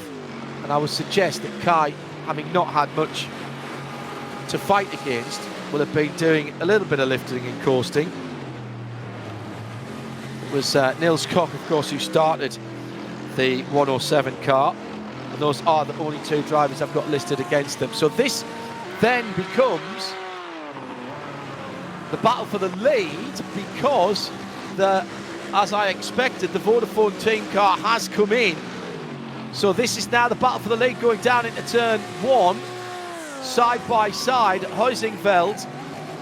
Now, Schnitzelau sitting in 2nd there then, with Jemo Hertling and Max Thorger Hutzfeld is now leading the race. And I reckon probably going to go a couple of laps more, at least a couple of laps more. Sorry, I've miscalculated that. 7. I reckon he'll go to lap 14, so somewhere near the end of lap 14. They seem to be splitting it up into 7-lap stints, which, as I said, for Team Heusingfeld, I'm not sure that worked with Adam Christodoulou, but we'll see.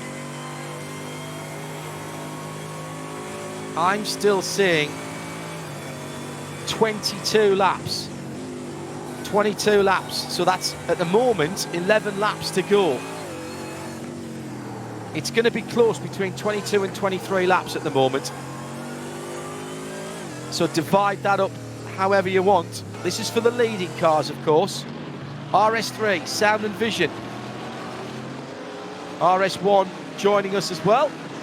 For a full weekend of sport already, both in the real and the virtual worlds. 6 hours of Spa earlier, had everything in it. Everything. If you missed it, the archive already at radio-show.co.uk.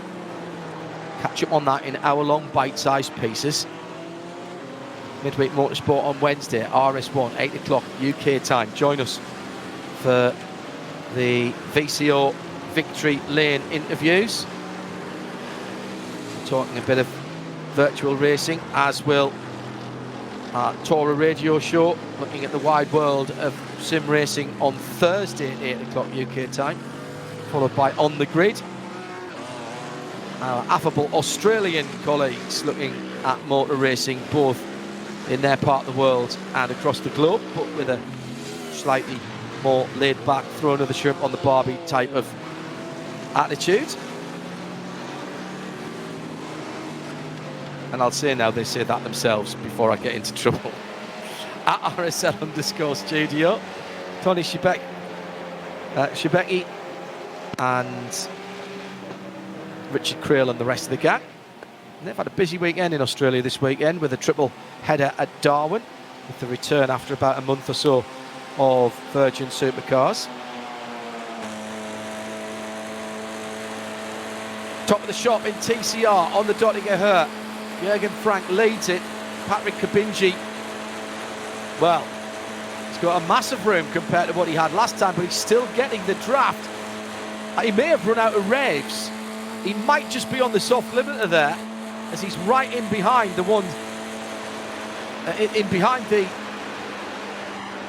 476 car. Down through the gearbox.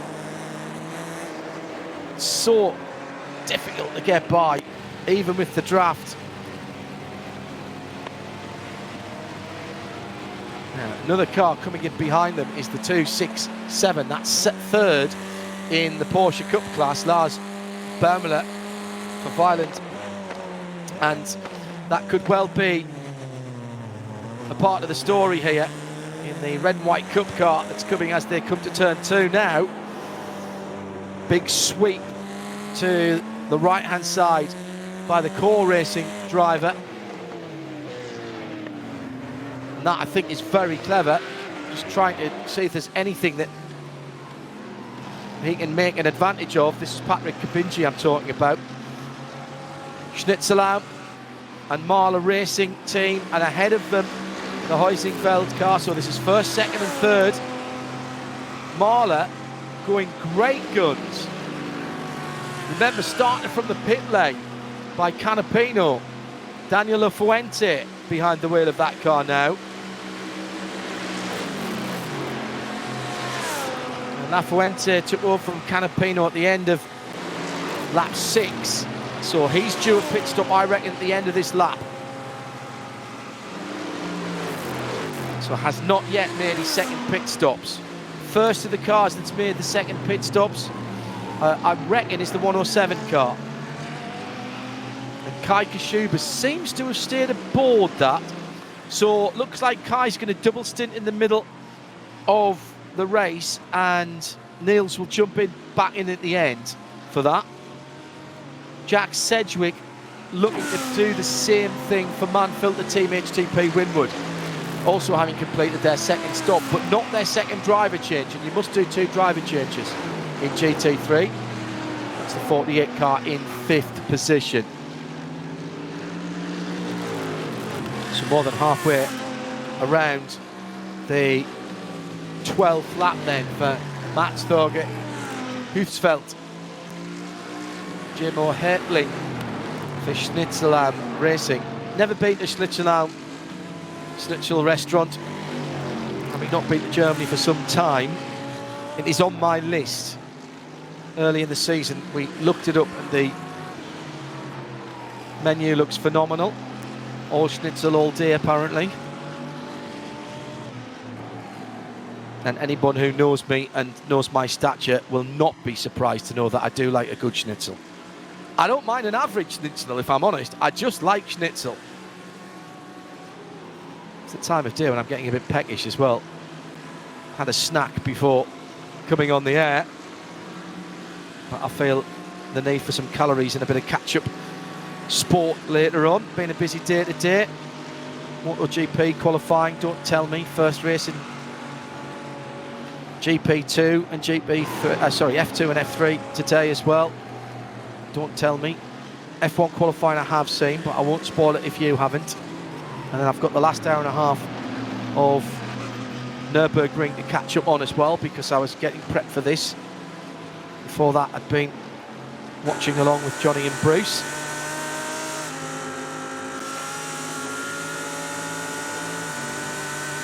So I feel an evening of more motorsport coming on and a more relaxed day tomorrow. Kashuba then sitting in 4th position, but very handily placed.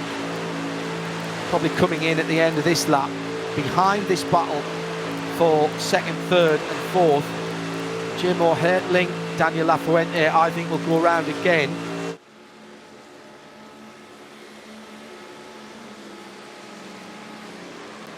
Great run by the Marla Racing Audi. So 2 AMG GT3s and an Audi R8 GT3. Oh, now one of them's peeling off, and it's the Schnitzelam team. Well, I'm a little surprised at that. I am just a little surprised. But maybe they're looking for the performance advantage of a new set of tyres. That's very interesting for me. Very interesting indeed. So they are splitting it up into 6-lap runs. We've seen this work before.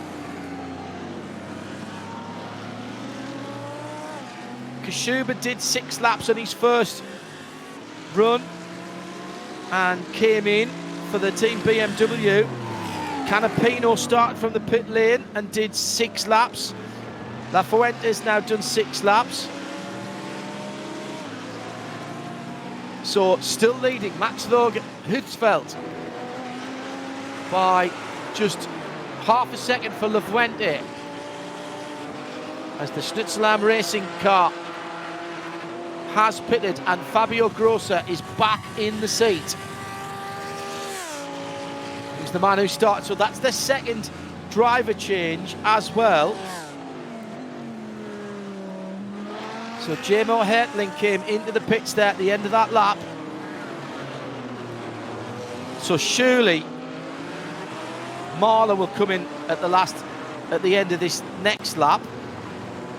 But who's going to have the advantage at the sharp end of the field? The 107, Kashuba will cycle through. I'm just trying to break this down. If Kashuba goes another 6 laps there, 11, tip to 17, he may only have a 4-lap dash to the end. Still 22 laps being predicted on the computer. So again, it's all about that last run and who might have the better tyre. You don't want to be caught on all tyres at the end. Lafuente, I think, will be in at the end of this lap in the Marla racing car in second. I'm pretty certain the Huizenfeld 101 leading car will stay out. They did 7 laps opening stint for Adam Christodoulou.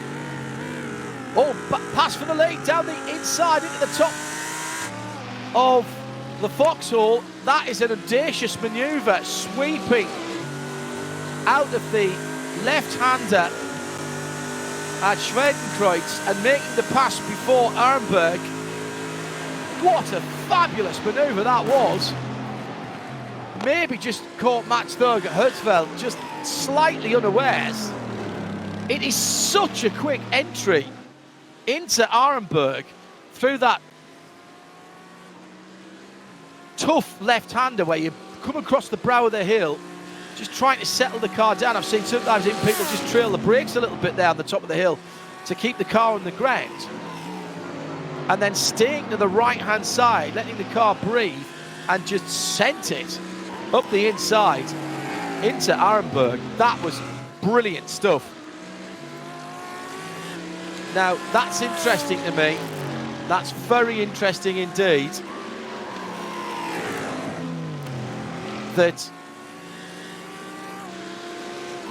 Daniel Lafuente felt the need to get that done.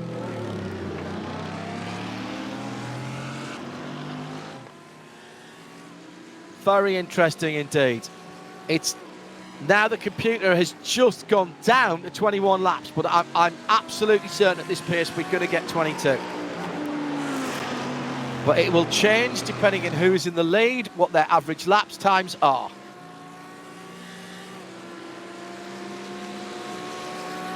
At RSL_studio, if you want to get in touch, it's John Hindhaugh. We are just over half distance by about 15 minutes. And the NIMEX 3-hour race for round 7 of the VCO Digital NLS is boiling up nicely.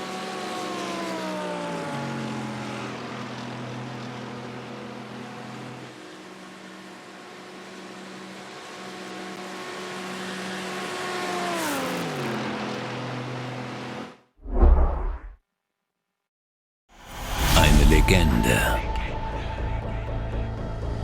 Die gefährlichste Rennstrecke der Welt. Der kleinste Fehler wird sofort bestraft.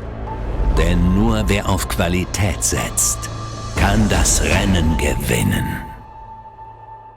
HR-Spezialfedern. Das Fahrwerk.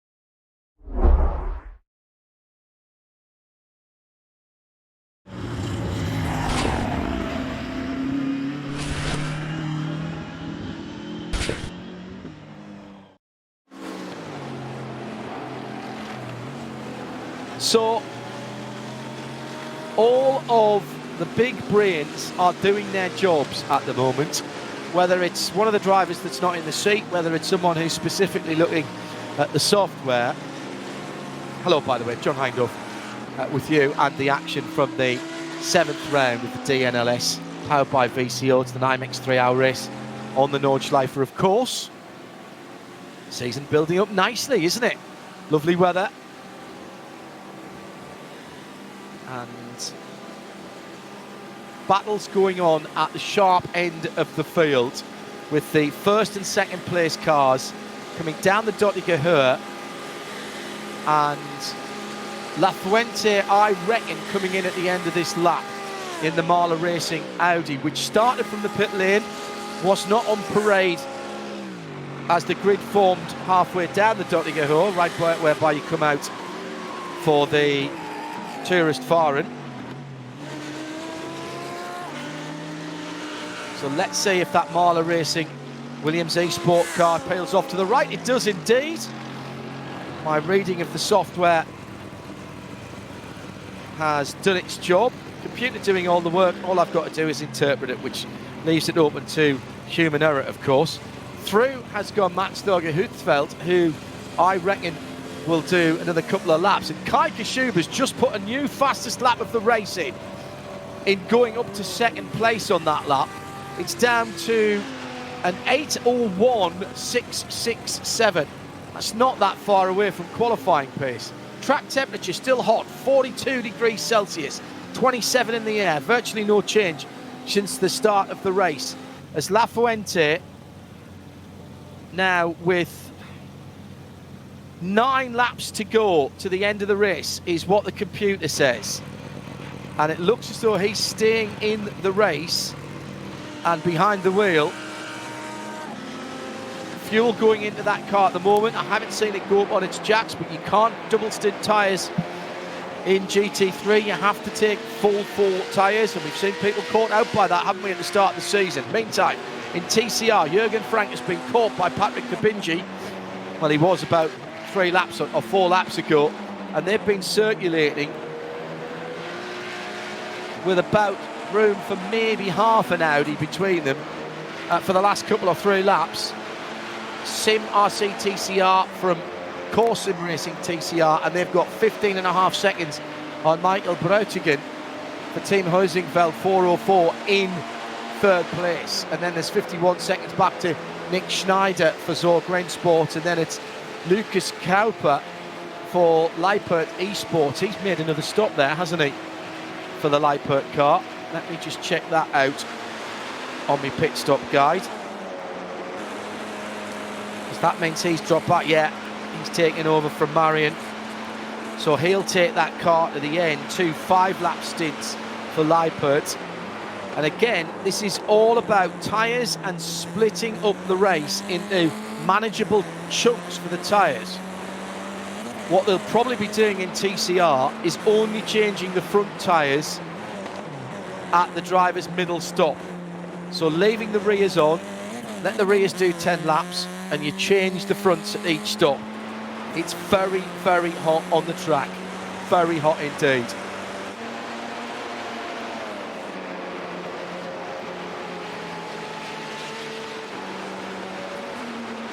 This is quality stuff, and these two have been at it for such a long time.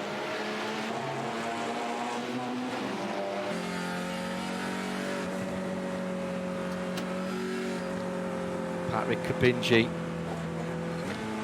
he's been right up underneath the rear wing so many times going down the Dottinger, but for some reason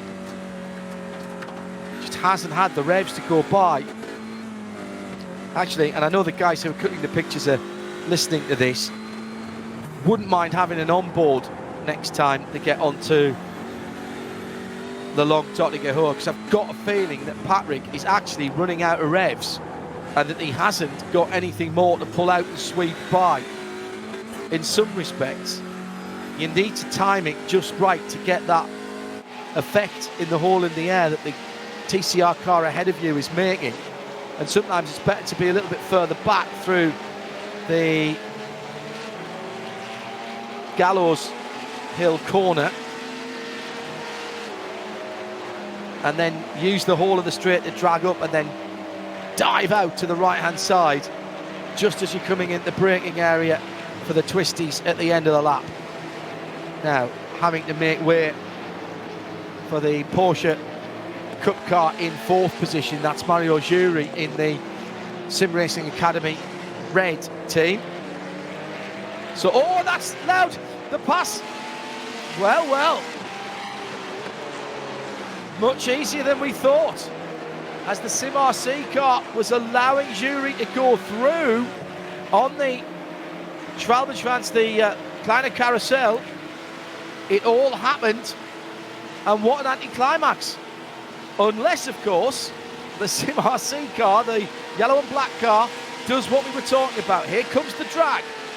Here comes the extra pace. It looks like nothing's going to happen, and then all of a sudden, here comes the second place car. That's beautifully timed, but he's going to have a Porsche right there. He's pulled out in front of him, but that might just make it happen. He'll get an extra little bit of draft from the Porsche behind him, and there is a perfect illustration of what I was talking about. I wonder if that was then deliberate by Jürgen at the front of the field, Jürgen Frank for Sim RC. He fell out of the groove. Is he coming into the pits? Yes, he is. They both are. They're both coming into the pits. Well, that was a perfect illustration, wasn't it? He fell out of the groove coming through the Kleiner carousel as he had to let Jury through, but didn't lose his cool, used the draft, slipped out to the right-hand side when he got the run and made the pass. Still comes into the pits in the lead. Michael Brautigan, by the way, for Heusingfeld 404 team, has pitted as well. So Nicholas Schneider should be the next car around, and we'll probably see him into the pits as well. Really quick pit stops for those cars. It looked as well as if the Porsche that was involved in that pitted as well from right in front of them.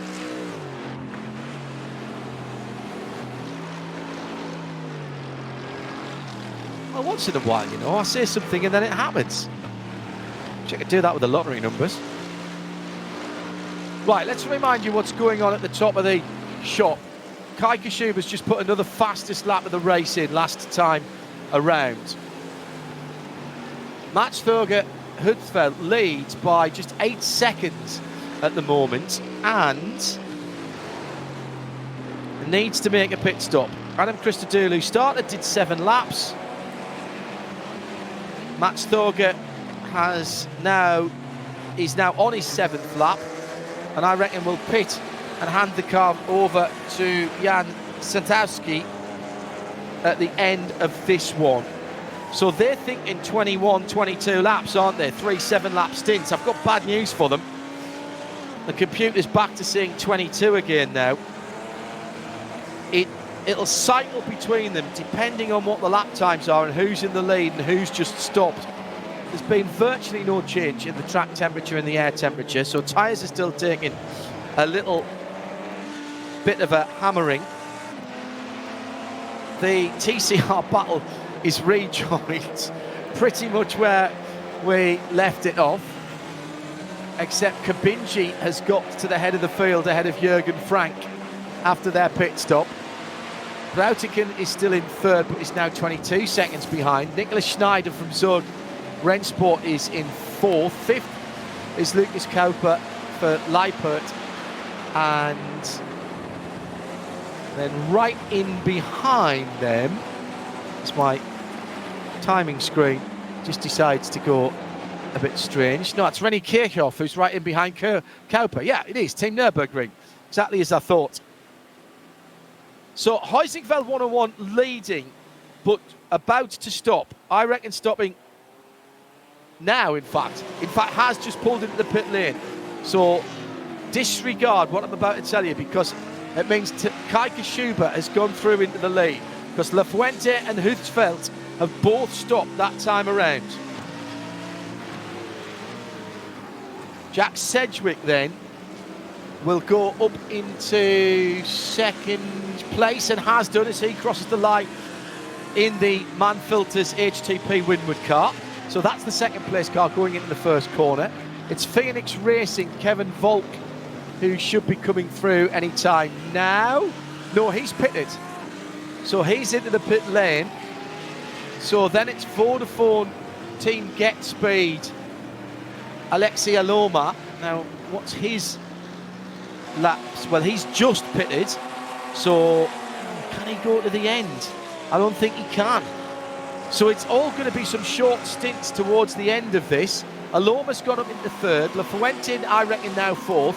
Santowski for Heusingfeld in 5th position, but already a minute 20 away from Kai Kashuba. And that's everyone now done 2 pit stops.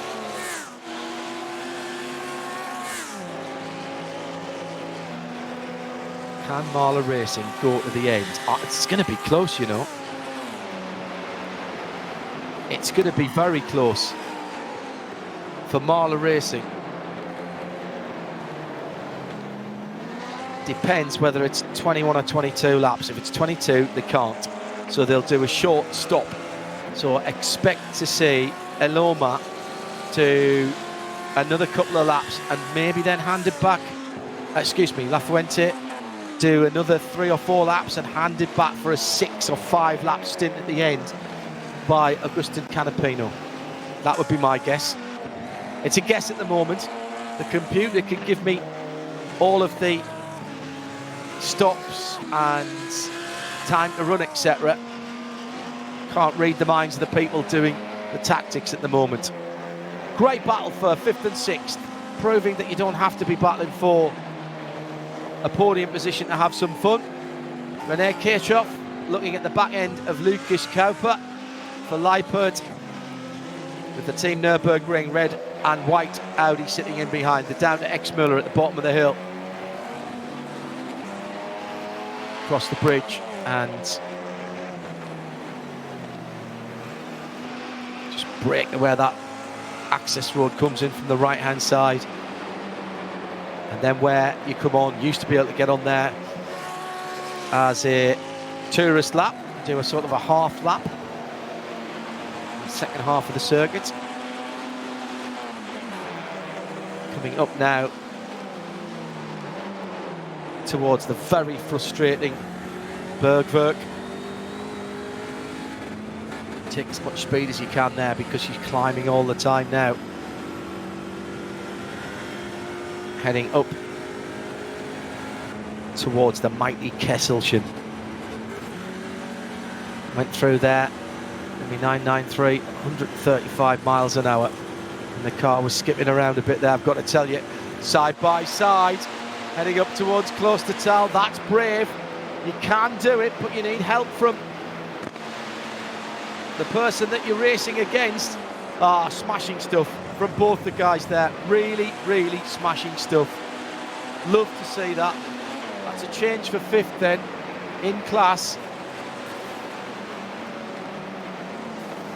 Team Nürburgring taking that position. Just on an hour and 3 minutes to go. Check that, just on an hour to go. The wrong part of the clock there.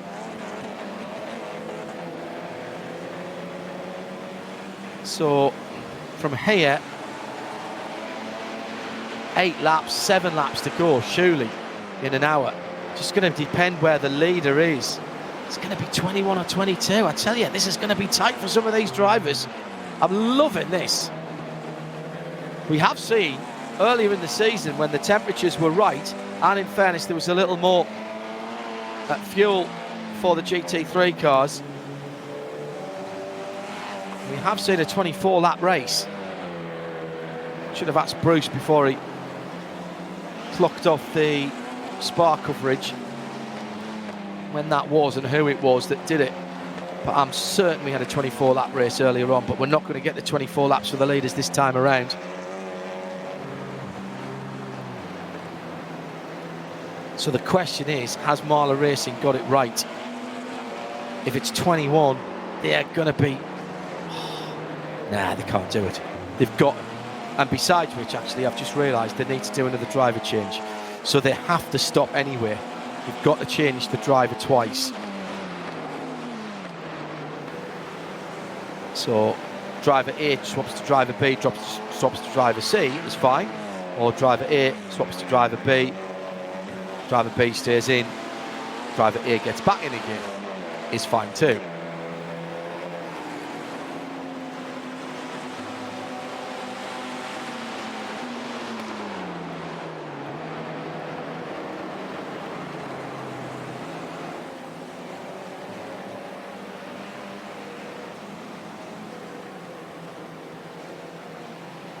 So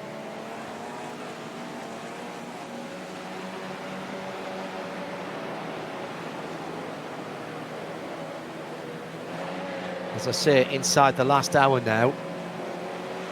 Jan Sentowski putting in some good times in the Heusingfeld 101 in 5th position. Where are the battles, I hear you ask? Well, sharp edge of the field at the moment. There's a decent scrap going on for Fuente, Sentowski battling away behind Alexei Aloma for Vodafone Team Get Speed. So that's 3rd, 4th and 5th.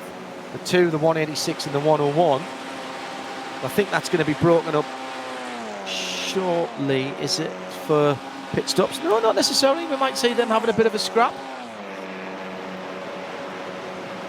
Fuente cannot afford for that to get any kind of physicality amongst it. It's been caught just a little bit by Sentowski.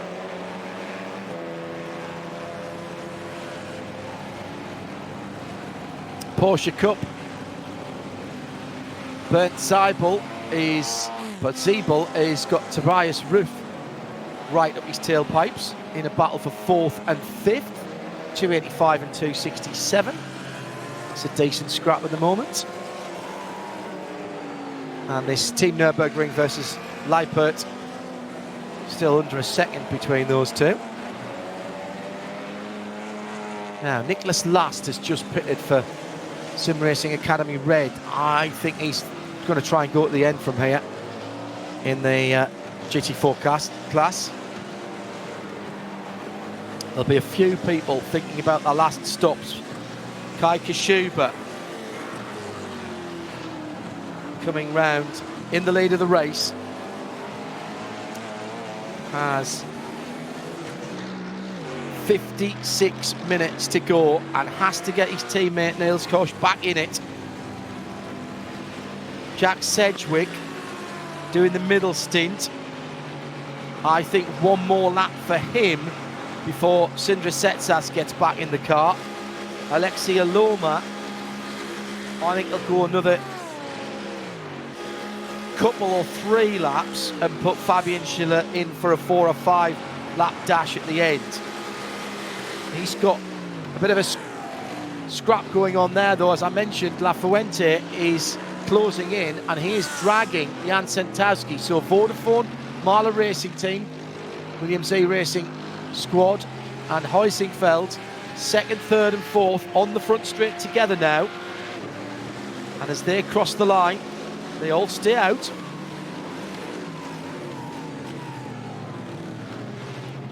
Heusingfeld, Sentowski.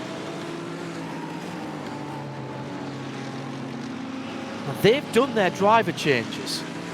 So if they can get that car to the end without stopping again now, and Sentowski's only been in it for a lap. Christodoulou did 7. Hufsveld did 7. And if it is only 21, it depends how much time they're going to lose in that last couple of laps when the tyres are starting to go away. Track temps come down by about a degree, but still over 40 degrees Celsius, which is going to put some pressure on the tyres of the big AMG GT3.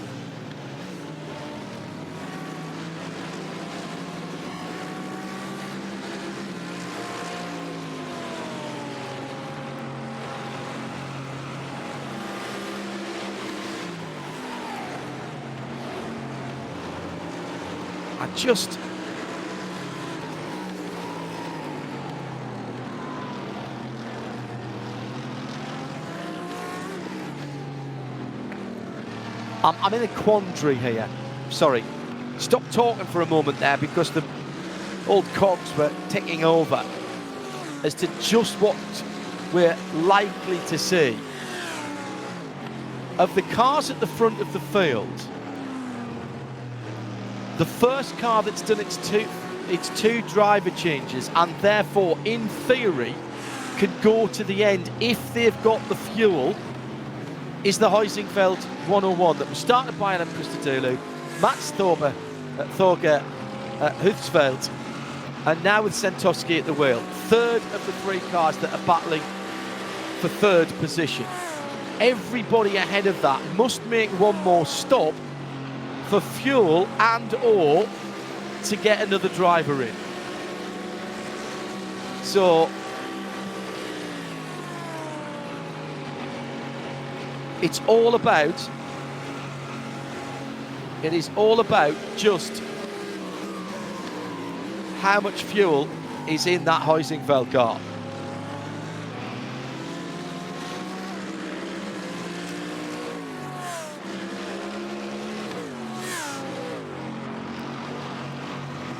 Simon Grossman's in the pits from the lead of the Porsche Cup class.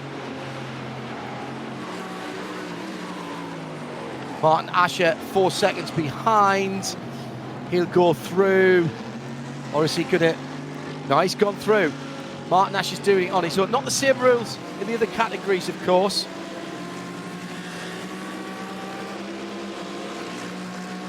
So Martin, who did have Marcus Yidach listed, but we've seen Martin do the full 3 hours himself in the past.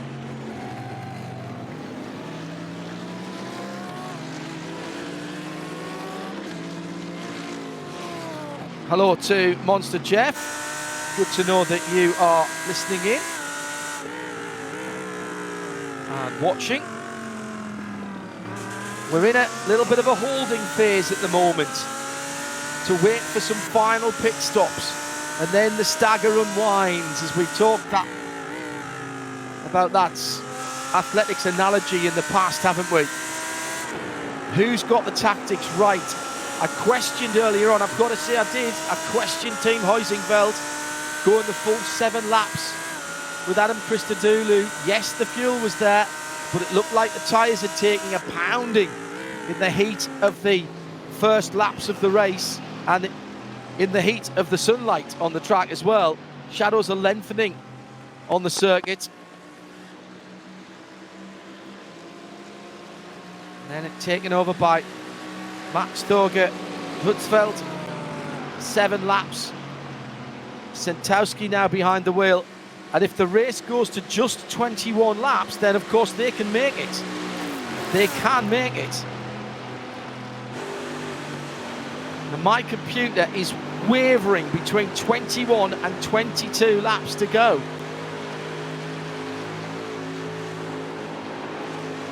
Kai Kashuba has to stop again. So what's the gap then between Kashuba and Sentowski? 1:21. I don't think Sentowski's going to end up in the lead here, even if he can go to the end, but there's a podium on for sure. There's a podium on for Team Huizinfeld. By the time you've done the pit stop, the tyre changed and filled the fuel. Now, Kai can stop pretty much at any time after the end of the next lap and be certain to go at the end. Even if it does go at the 22, he'll have to put Niels Koch back in again.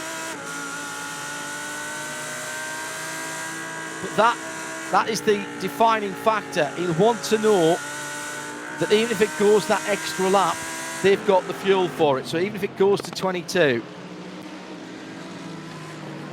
So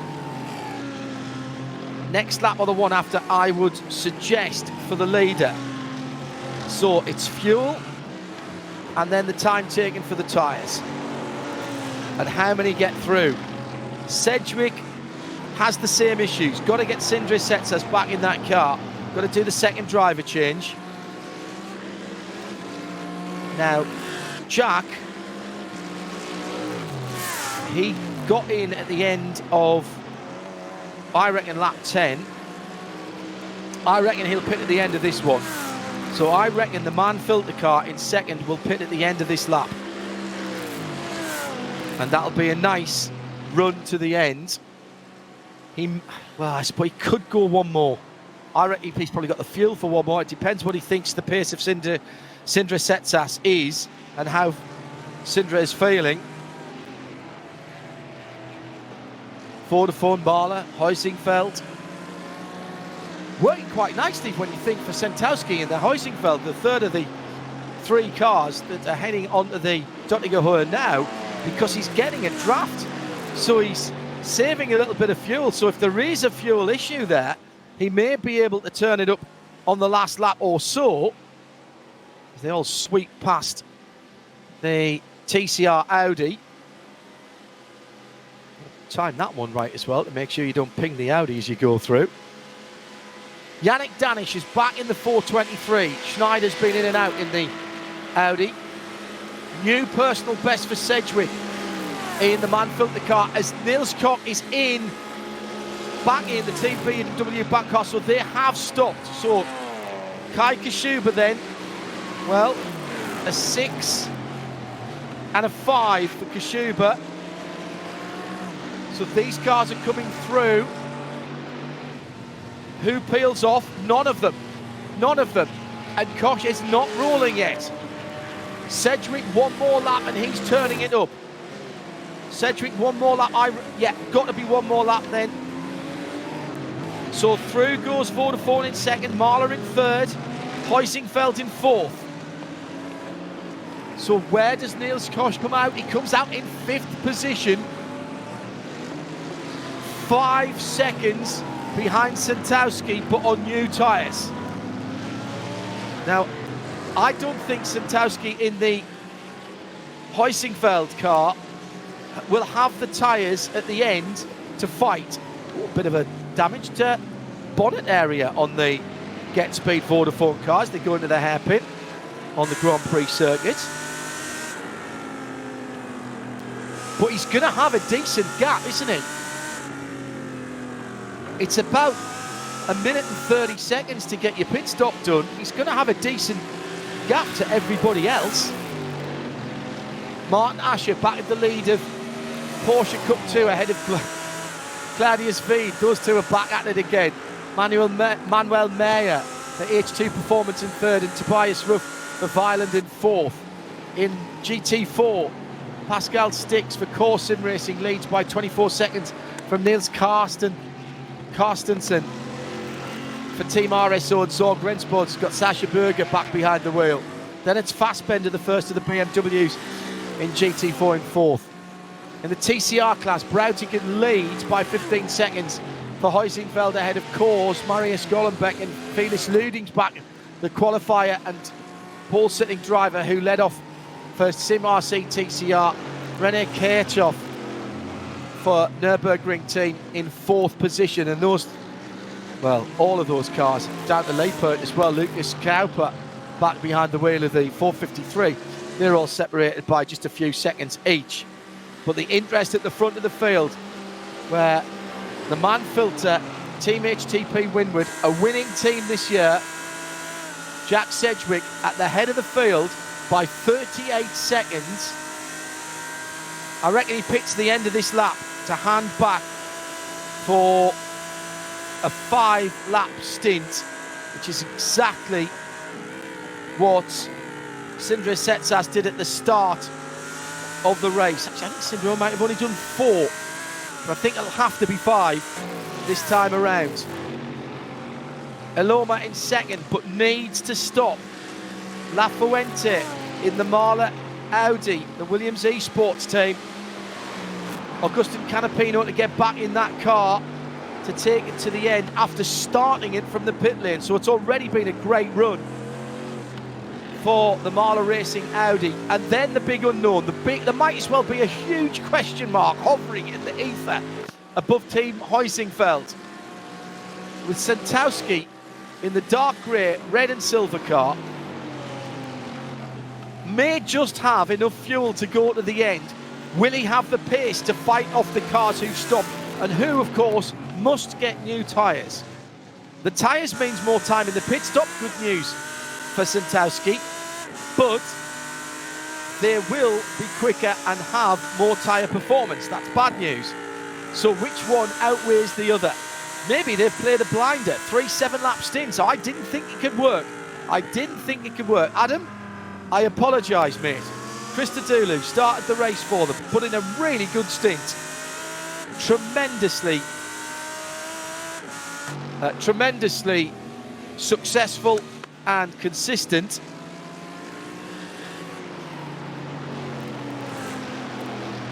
Best around the early 8-minute marks, 8:05, 8:06, I think 8:07 maybe, his best lap.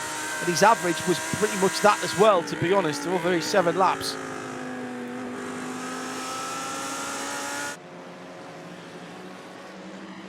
Hello to Get Speed, I know you tuned in. I'm sure you won't tell me on Twitter at RSL_studio. But Alexi comes in this lap, end of this lap or the next one. Alexi's got good pace at the moment. He could give Fabian Schiller just a little 4-lap dash to the end, maybe. 5 or 4 laps to the end. Meantime, Huizingveld. Santowski seems to have pressed the go button. Wasn't expecting that. I thought he would just sit in there. Knows the cars ahead have got to stop. Does he feel he's being held up, or was there just an opportunity there? But he's dropped back at the base of the hill, heading up to the main carousel. Oh, this is fabulous. Absolutely fabulous.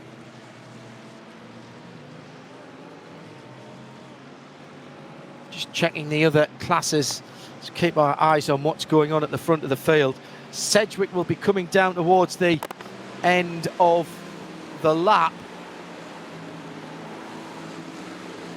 Track temperature is falling, and that will help those like the Marla racing car who are trying to make their tyres last to the end.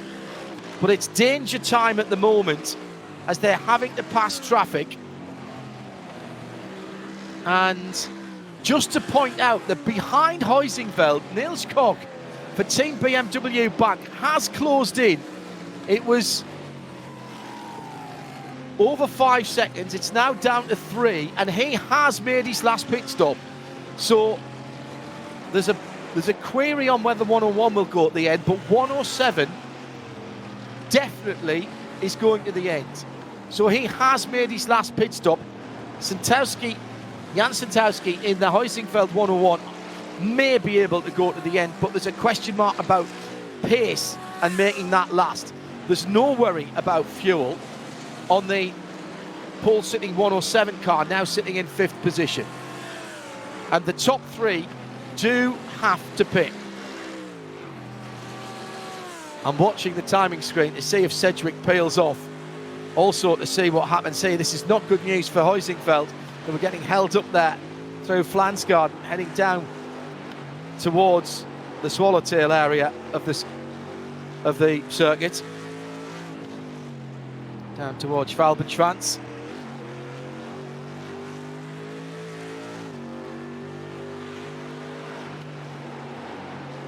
Big Mercedes AMG motor stroking the car onto the Dottinger Höhe. The gap now. Oh, it's gone out a bit. 3.7 to Niels Koch as he catches the traffic. And on the Nürburgring Nordschleife, as in endurance racing as a whole, traffic giveth and traffic taketh away. Sedgwick has come into the pits. So that's his last stop. So where does the man filter car come back out? Watch out for the bright yellow car coming out the pits. Does Lomas go into the pits for Vodafone, or does he go one more to give his teammate 1 fewer laps to do at the end? Schiller will get back into that car surely to finish it off. Sedgwick in the pits, and Setsas has got into that car, but it's not rolling. It's not rolling. Crucial now to see what happens to Alexia Lomas. Has gone through. Lomas has gone through. La Fuente has gone through. Santowski's gone through. And Setsas is not out the pits yet. Niels Koch goes through. 4 seconds now, the gap between Santowski and Niels Koch. That's the battle for me for the lead. Santowski and Niels Koch as the effective battle for the lead with, yes, just under 40 minutes to go, but they've got to be going to the end right now. They've got to be going to the end. And it's going to be so tight for Santowski.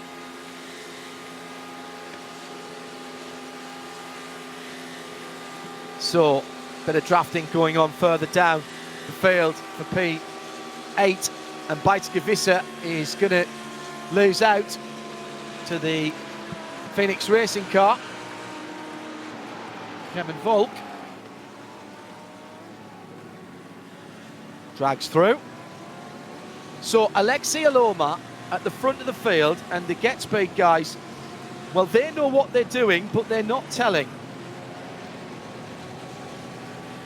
They've gone through onto another lap. La Fuente has gone through onto another lap. Santowski's gone through. We know he's going to the end now. Has to. That's the only choice now. If they run it too far on fuel and they need an 8th lap, I don't think they'll get it. And they'll have to pit for a splash. But of course, they have to take new tyres as well if that's the case. That'll drop them out of contention. 3.8 seconds between Santowski and Nils Koch. That's 3rd and 4th at the moment, but it will become 1st and 2nd. Weizsäcker. BS competition, BMW, was going so well earlier on. Contact with a TCR in the Hatzenbach while she was 2nd. Lost 20 seconds or so. Didn't hit the barriers though, extraordinarily. But there was damage to the left rear of the BMW from BS competition.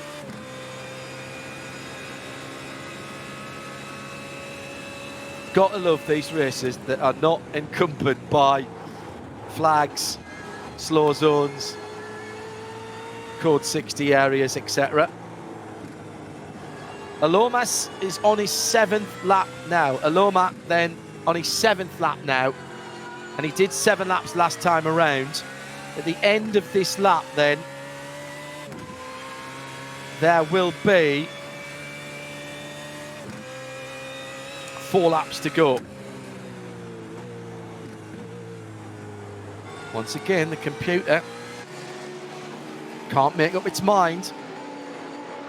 Predicting ahead. 22 laps now, which is awful news for Huizingveld. Awful news. But don't forget the 2 cars that are leading need to stop. And that might just be enough to knock that back to 21. That would put Santowski in the lead, of course. When they stop, his bigger problem is Nils Koch behind him in the BMW Bank 107 car, because that car will surely have the pace to run him down, and then that becomes the car that will determine if we go on to an extra lap or not. It's all going to depend where the clock runs out. All going to depend where the clock runs out. And with just 3.5, 4 seconds between Santowski and Koch, you can't try and manipulate that. If it's 30 seconds, you can slow down a bit. Great run, by the way, for Marcel Fassbender, who is now leading the GT4 category, not just the BMWs. He's ahead of Matti Sipilä, and he has just put that car and the BMWs in GT4's fastest lap in 8:43.1 as he's gone by Matti Sipilä in the pit lane. So Pascal Stix gave up the car, but Fassbender will lose that position further back down the field because he owes us one more pit stop. I don't think he can go to the end in that BMW. Just check that in the 3.76. Ooh, maybe he can. I think that's a race. I think that might be a race to the end. Fassbender did a 7 and a 7, and he won't have to do a 7 to the end because the leader will lap him again. So Marcel Fassbender in the BMW number 376 from SimRC. That's the first time I've seen a BMW leading the GT4 class, and he's got 10 seconds on Sipilä, who's just come out of the pits, having just got back into that car, and that is a race for the GT4 win. Porsche versus BMW, or should I say BMW versus Porsche, with Marcus Eichhorn, who is also good to the end of the race, in another BMW in 3rd, and then Patrick Langkow will finish off the race for the RSO Team 397.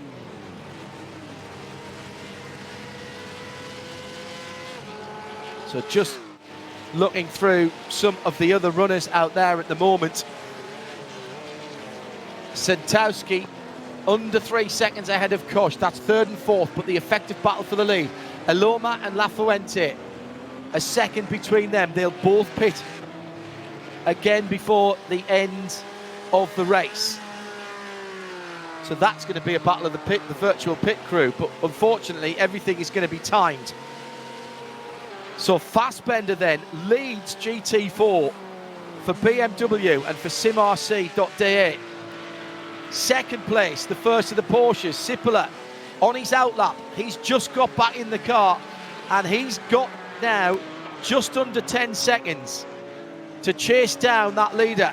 This would be a famous victory. We've been watching the BMWs. They haven't seemingly, on a one-lap pace, had the pace of the BMWs, of the Porsches, excuse me.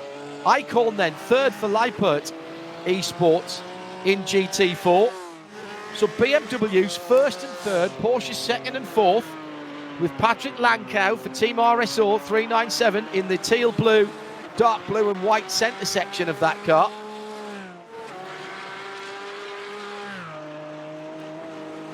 This is a proper race now. Sippola's got to get a wiggle on. Just done the fastest sector 3 of anybody in the GT4 race. Took a full second out of the car he's chasing. Christian Bug is in fifth for Zorg Rennsport. That's another Porsche. The BMW gradually being worked on. People getting used to the driving style. Very different front engine car, of course, versus the mid-engine, very low slung engine in the Cayman 718. If you've ever looked at the Cayman or a Boxster and you open the hatch where you think the engine's going to be, and it's a luggage compartment. So you look underneath at the back and you can't see the engine. Flat 6 sitting very, very low in the middle of the car. Felix Ludwig's on a chase as well at the minute in TCR. He's got a 2.6 gap to make up, 2.6 second gap to make up to Marius Gollenbeck. So it's Core from SimRC, then a big gap back to Heusingfeld, 40 seconds further back, Marcel Tai. Then Yannick Danich is only 5.6 seconds further back from a podium position.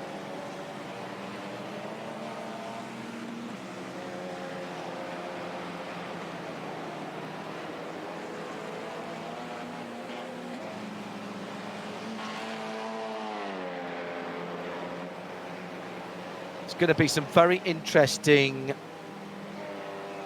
interviews at the end.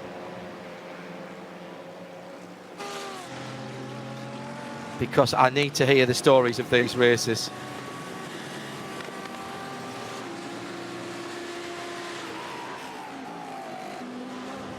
Hear that. Lafuente leads then. So there's been a pit stop at the front of the field as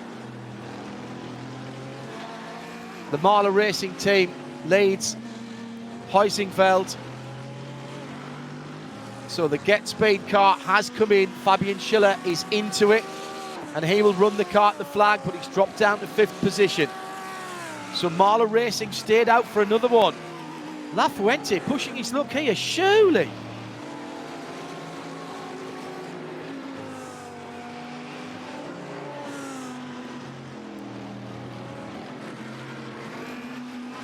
Well, I only see Canapino handing to Lafuente, so I reckon Canapino's got to get back in that car.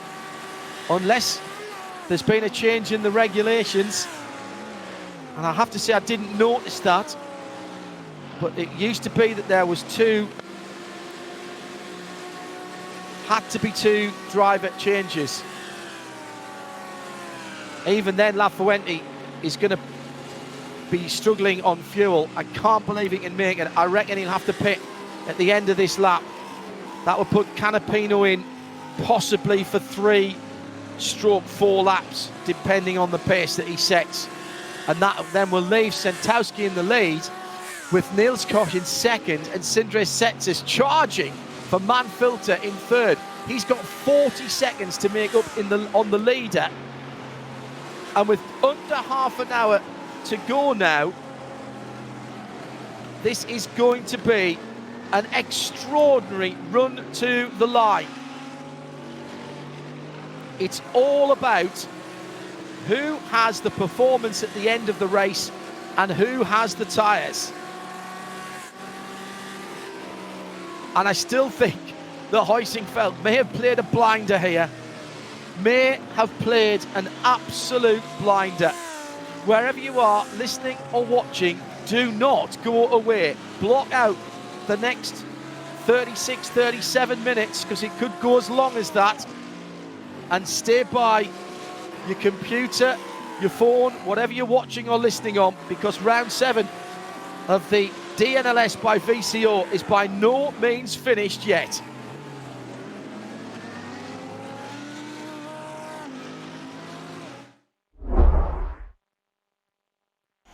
Eine Legende. Die gefährlichste Rennstrecke der Welt. Der kleinste Fehler wird sofort bestraft. Denn nur wer auf Qualität setzt, kann das Rennen gewinnen. Spezialfedern. Das Fahrwerk.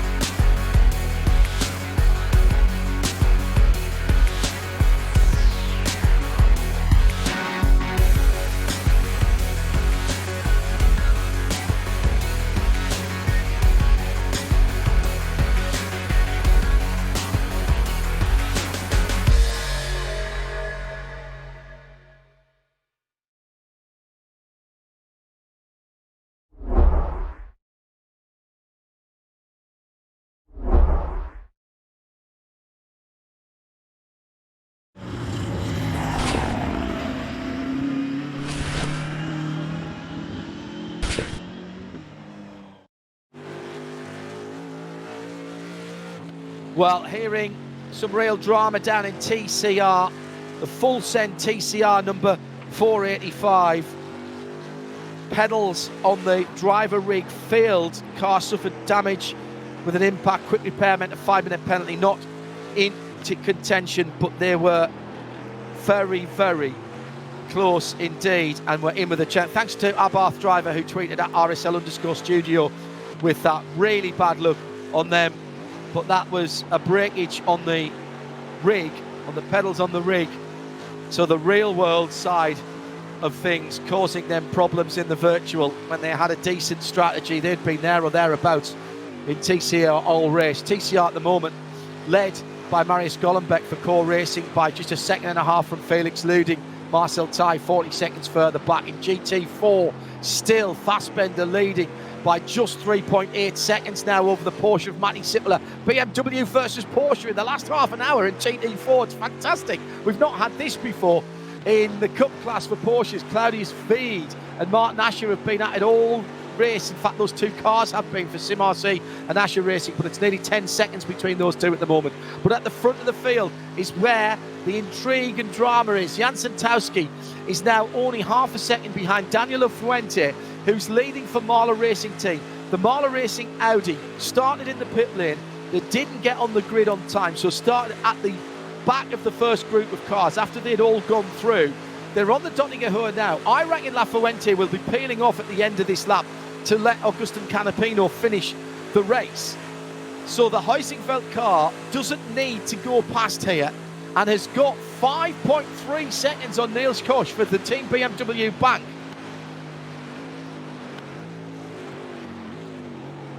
Now, very interesting. Does the Audi peel off? Go to the right-hand side, stay to the right-hand side. No, goes on to another lap. So pushing really pushing as hard as they can. That's 19 laps completed for La Fuente. They'll complete 20 laps next time around, and that will be the 7th lap of a stint for La Fuente. And he must stop at that point. He can't have enough fuel for 8. And besides which, Canapino's not been back in the car. They've only done one driver change.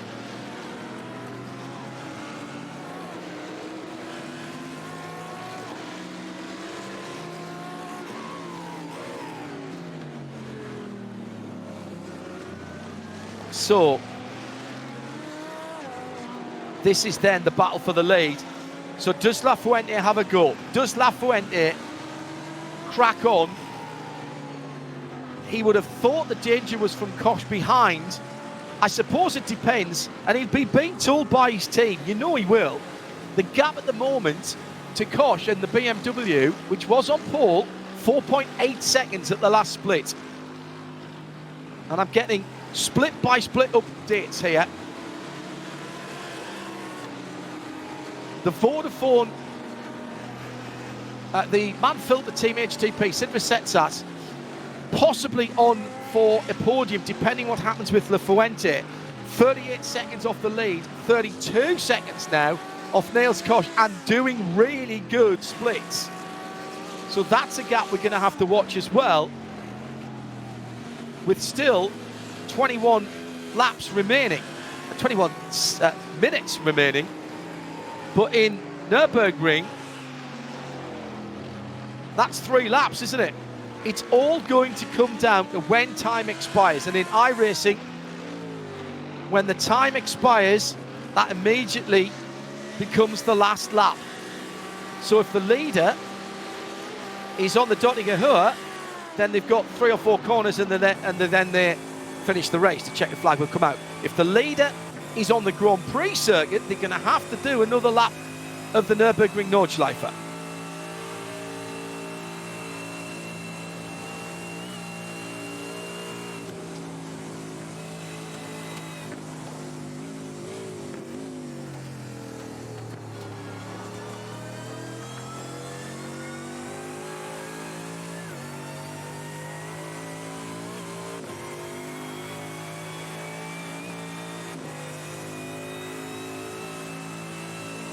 La Fuente then under pressure,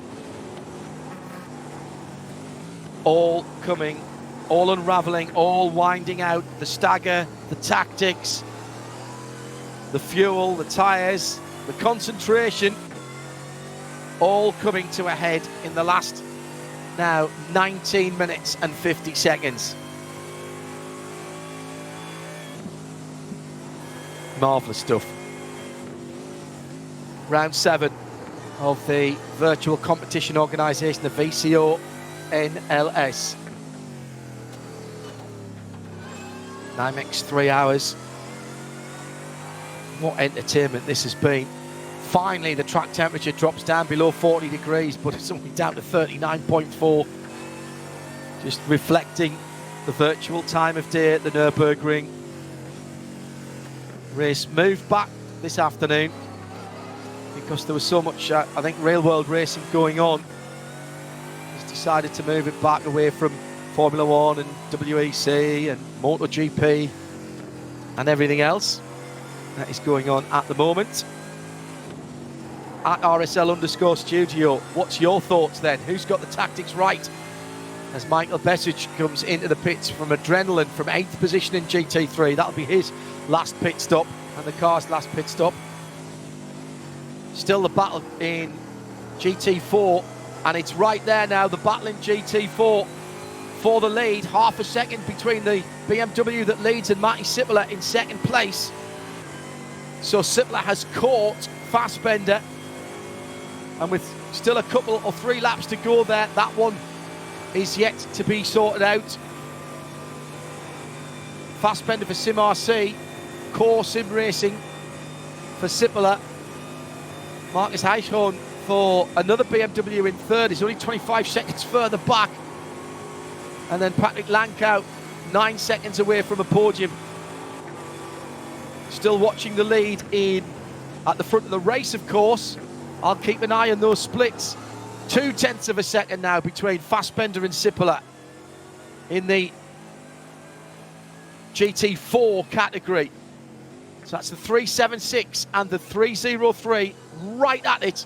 We've not seen the BMW this, certainly haven't seen it this competitive. Meanwhile in TCR, things are hotting up as well, as Golombek is being caught by Felix Luding. As I suggested, Luding might be on attack mode, and he's right up the tailpipes now of Golombek. And the lead has changed in GT4. Sippola's gone through on Acorn. Is there going to be a change as well in another class? We're inside the last 18 minutes, and we've just had a change for the lead in one class. We might see a change for a lead in the other, and at the overall head of the race, it's still only a second between first and second. Edge of the seat stuff, breathless. TCR battle. Just over the bridge now, down at Adana. Beginning to head back uphill. Meantime, the lead of the race. Battling through traffic here, and this could be danger time for any of them. Ober Wippermann, and diving through the sweeping sections of the circuit. It's a one-line track here. Got to be so careful going past even a TCR car. Brilliant stuff by all the drivers. Actually, that was coming on to Flansgarden, excuse me, for the leaders. They'll be catching the TCR battle fairly shortly as well. They're just on the Dottinger now. So change in GT4. Oh, it's gone back again. Fassbender's got back in front. So Fassbender's got back ahead of Sippola.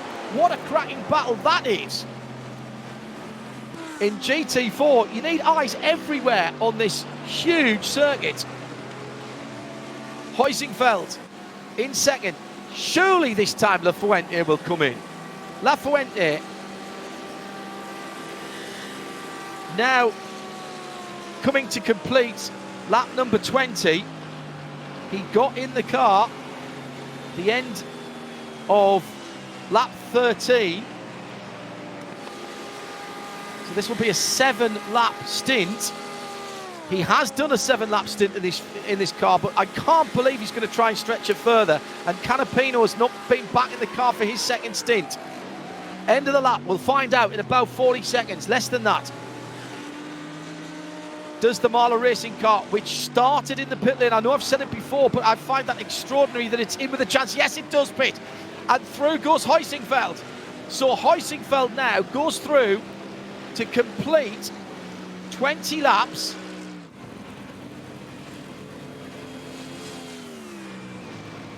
And start, oh, well,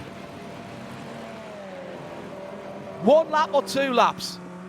At the end of this one, it's going to be tight. There's 14 minutes to go. Huizinfeld might have just, unfortunately, mistimed it.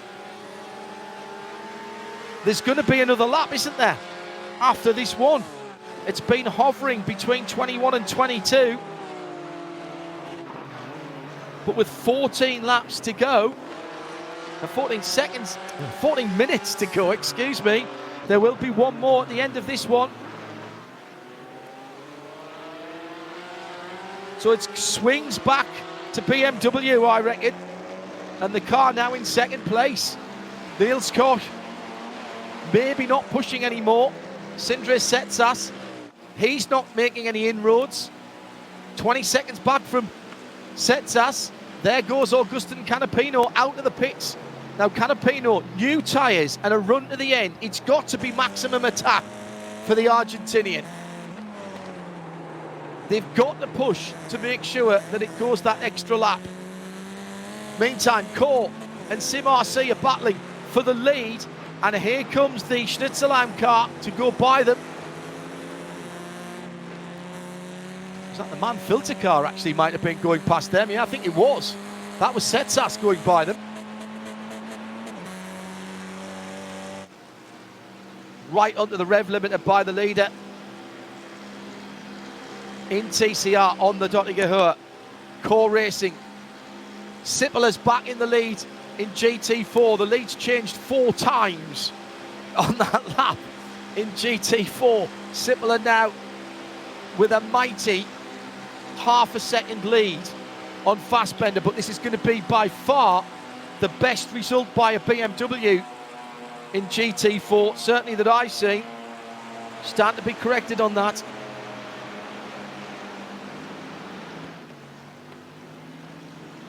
Hello to Monster Jeff on Twitter. Loves the more aggressive strategies like Nick Tandy uses in real life. Doesn't always work out, of course. It was my team, he says. I would tend to be more conservative. Fassbender then at the bottom of the hill, leading up to the Cracciola Carousel, and he's got Sippela right in front of him as they drop onto the concrete and rattle their fillings through the long left-hander. Oh, and Fassbender's on the grass for a moment and loses a bit of time.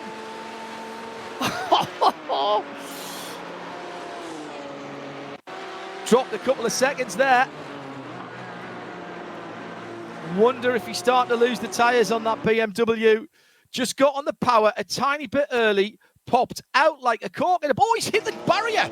He actually hit the barrier on the right-hand side. We've all done it.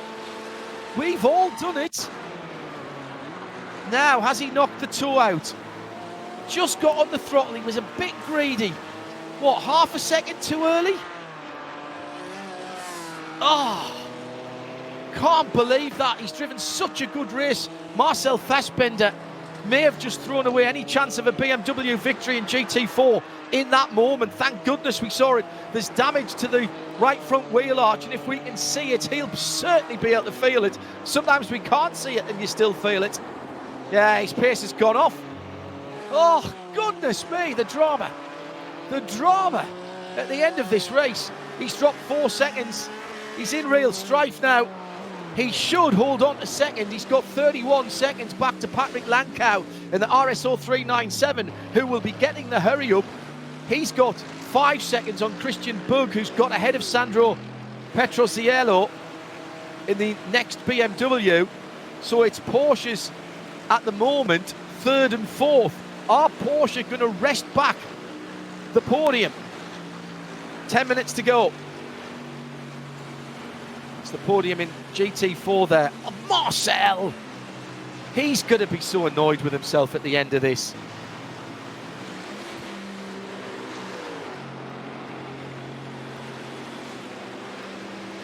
So at the front of the field, Adam Christodoulou led off, having qualified the 101.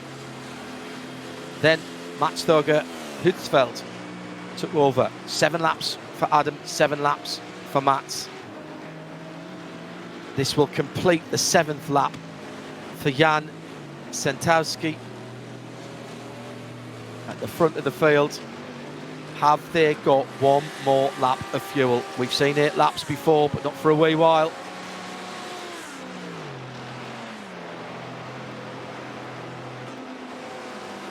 It's going to be mighty.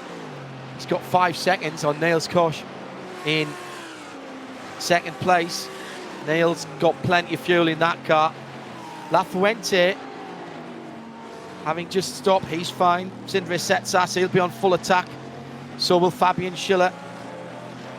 But they're all quite a long way back. Schiller's got 1 minute and 21. A minute for Augustin Canapino, who's in the Marla racing car, sorry. Then Setsas, 41 seconds. He's not gaining on the 2 ahead of him. And meantime, the battle in TCR continues for Golombek and Luding. They've got 38 seconds on Marcel Thai for Husingveld 404 team in 3rd.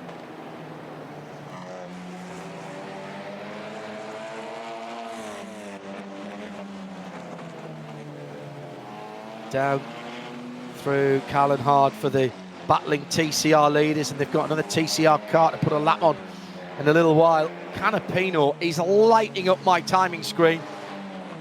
Green, green, green, purple. Green, green, purple. Green. So Canapino knows there's something on here. He's under 1 minute away from the leader, 17 seconds away from Setsas at a what would be another podium position for the Marler Racing team in this one. They've had a couple of really good results this year when they've had problems. Remember, they got slammed into the wall early doors, and that was an early pit stop for them in one of the first races of the season. This time they've had to start from pit lane and drive the wheels off that Audi.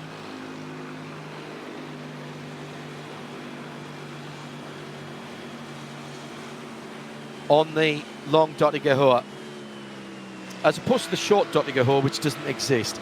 On the Dottinger, Santowski then, and this is the race right here. Does he peel off to the right, in which case he is going to drop out of the top 6, I reckon, certainly out of the top 5, or do they risk it and go for one more lap? He's going to stay right, isn't he? He's pitting. He's not pitting. Excellent. Excellent. And look at the time. 6:50. 6:50. That means this will be the last lap because time will run out on this lap. This is marvellous. This is marvellous. I've got goosebumps here. The dice has been rolled in round 7 of the DNLS by VCO, the NIMEX 3 hours, and Heusingfeld have rolled the dice. Now, Niels Koch now with 7 seconds in arrears. Were they expecting it? I don't know. But he surely has got a push. Setsas, 36 seconds further back. Canapino now has got one more lap to make up 18 seconds to get on to the podium. Well, they must have looked at the readout. They must know what the fuel numbers are. These are now very old tyres indeed. 7 laps completed for Santowski. Oh my goodness. The track temperature has come down, which I did say would help them at the end, but my goodness, they've rolled the dice. Love it. I thought they were out of it. I thought they'd gone maybe even 2 laps too long. We had cars stopping after 5 laps at the start of the race. Things were so hot, the pace was so hot, the track was so hot. But they've stuck to their plan A. Adam Christodoulou qualified and took it about 57 minutes for 7 laps. Handed it off to Mats Thorge Hutzfeld. They've stayed out of trouble. There's not a mark on that Heusingfeld car. It has the detritus of racing on it, yes, but not a dent, not a bang, not a push. They've stayed out of it. They sat behind people in the draft. Meantime, the battle for TCR continues. And they'll go on to another lap. So Marius Golombek and Felix Luding, they'll be hammering along for another lap.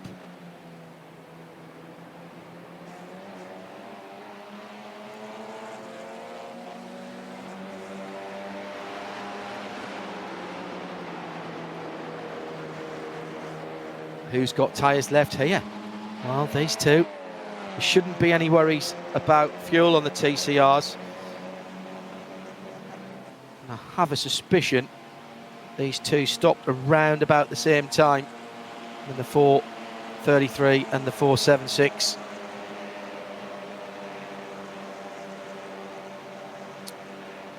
The 403, excuse me. Yeah, they did. They stopped in exactly the same lap. And so they should be fine. 2 very short stints before they jumped in. So 6 laps for the pair of them at the start of the race, then 6 laps for the second driver. Patrick Kabinci and Jürgen Frank were having a cracking battle. Then they did a lap extra and then handed over to these two. And they are about to head onto their last lap.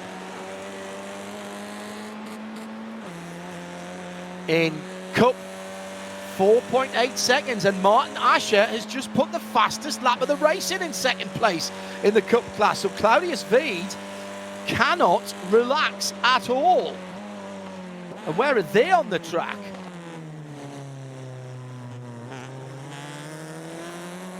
So Veed's done 5 laps. Asher has just come out of the pits a couple of laps ago, so he should have a tyre advantage. Here's Sentowski. His gap is 7 seconds. He's driving away from the pole-sitting car. Accelerating through the gears as he comes up the hill from Bergwerk, climbing all the while now. What strategy. Really, really impressive.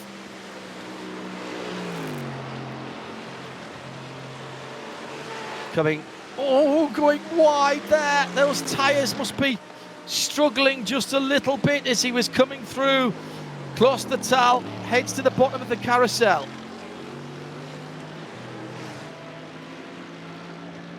Probably just over a third of the lap to go. But still plenty of places that can catch him out. Got to keep the concentration. The gap to second, Niels Koch and Team BMW Bank. The car that was fastest in qualifying with Koch at the wheel, remember, 7 seconds.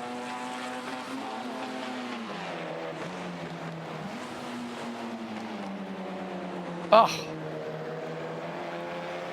absolutely magnificent battles right throughout the field. In Porsche Cup, under 6 seconds now between Claudius Veed and Martin Ascher. Looks like Tobias Ruff will nail third for Violent Racing. In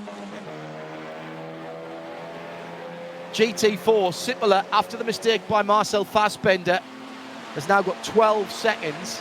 Patrick Langkau still 20 seconds further back, but Christian Bug is catching Langkau for third on the podium and is just 2 seconds now behind the Team RSO for Zorg Rennsport.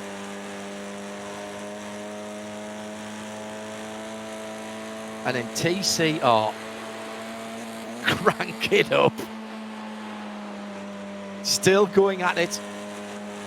Coming up to the top of the hill at Arenberg and now into the Vauxhall under the Yokohama crossover bridge.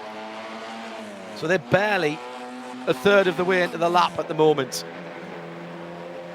Sentowski's just put his fastest Sector 2 and Sector 3 of the race and the fastest Sector 4 of the race in on this last lap. Sentowski's pushing. He doesn't need to. He's got 7.5 seconds. He's coming through now to what's going to be a famous victory. Sentowski is finishing it off in style. But remember, there's racing behind, and he's got traffic ahead of him. Goes past Fassbender, who's struggling. That's not the worst thing that can happen for Fassbender, because the checkered flag will come out when the car in front of him now crosses the line. It means he won't get back on terms with Sippela, but it means he won't get caught by Langkau either on the last lap. Dottinger Ho for the final time, past the tourist foreign kiosk on the right-hand side. Sentowski putting a full stop and an exclamation point on the good work that was done by his teammates earlier on. Mats Thorger Hutzfeld in the middle stint and Adam Christodoulou. The checkered flag is out. Time has elapsed and Team Huizingveld 101 win round 7, NIMEX 3 hours for the 2020 VCO Nürburgring Langstrecken-Serie. What a race, what a victory, what strategy, what speed. Ahead of the BMW in second that was on pole position. Niels Koch anchors that lot home. Kai Kashuba doing the middle 2 stints, just a 2 driver. Sindre Setsash will be across the line for another podium finish for Man Filter HTP Windward Racing. 2 AMGs and a BMW, and Marla Racing, Agustin Canapino is going to be about 16 seconds away from getting another podium, but it'll be 4th from the pit lane for the Marla Racing team, Williams E-Racing squad. Daniel Lafuente did his 14 laps in the middle of the race. Now, how about Sim Cup 2? Still some racing to go on there. Claudius Veed. Simon Gross in the middle of the race. Been battling against Martin Asher right the way through this race. Veed 5.4 seconds to the good on Martin Asher. TCR at the carousel for the final time. GT4 Sippler for Core Racing, the 303. He's on his way home now as well to take a victory. And the top step of that podium looked much more difficult than I think he expected. Marcel Fassbender has finished. The checkered flag has been out. So he will get second place for BMW and Sim RC.de. Pascal Sticks doing a great job with Matti Sippler to take the win for Core in GT4, but they were pushed by the BMW this time, and that's the first time I've said that.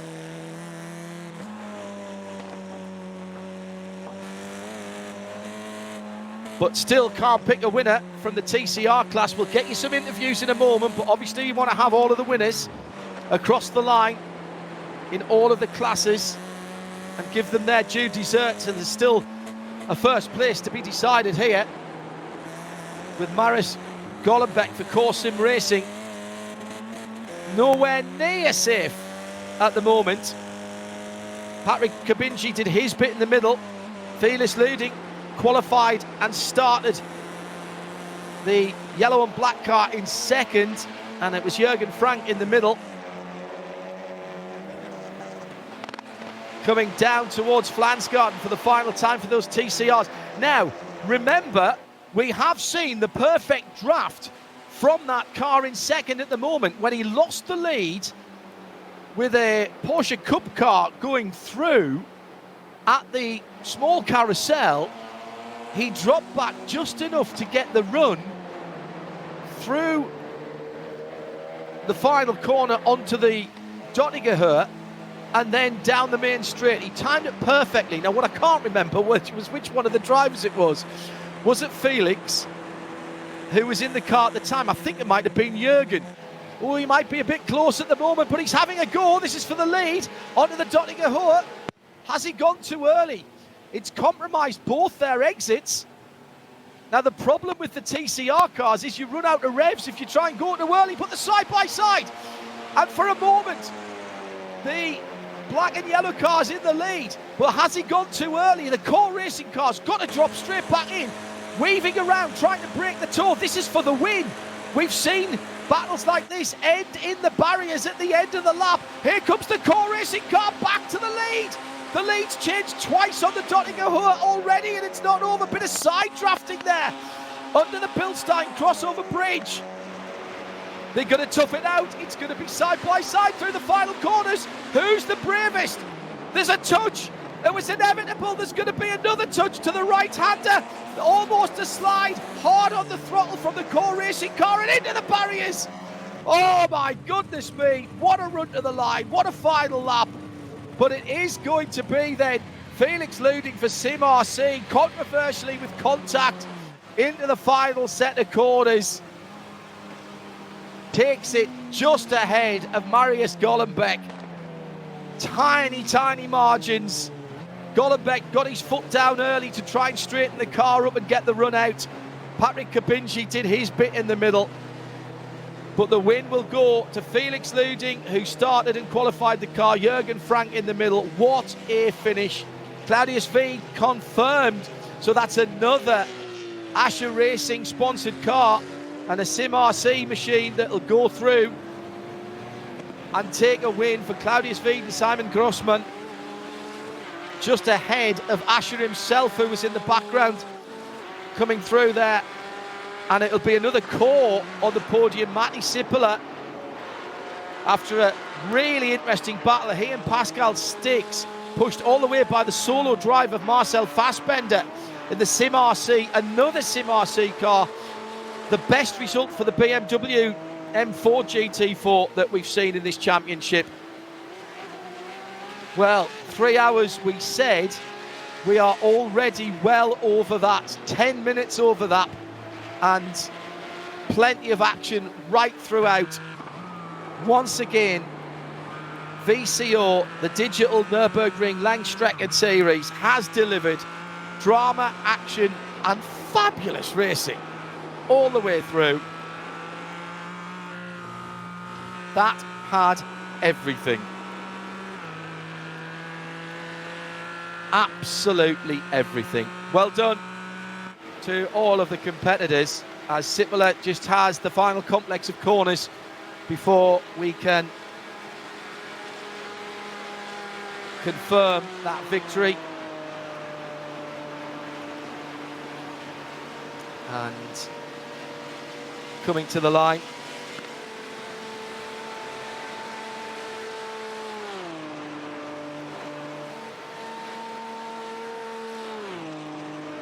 through the kink under the Bilstein Bridge, and I get my breath back for a moment after an extraordinary last, well, I was going to say last 30 minutes, but really that's just been building and building and building like a pressure cooker for the whole 3 hours, and finally something had to blow, and it was in the TCR class. There goes Matti Sippola, confirmed then as the winner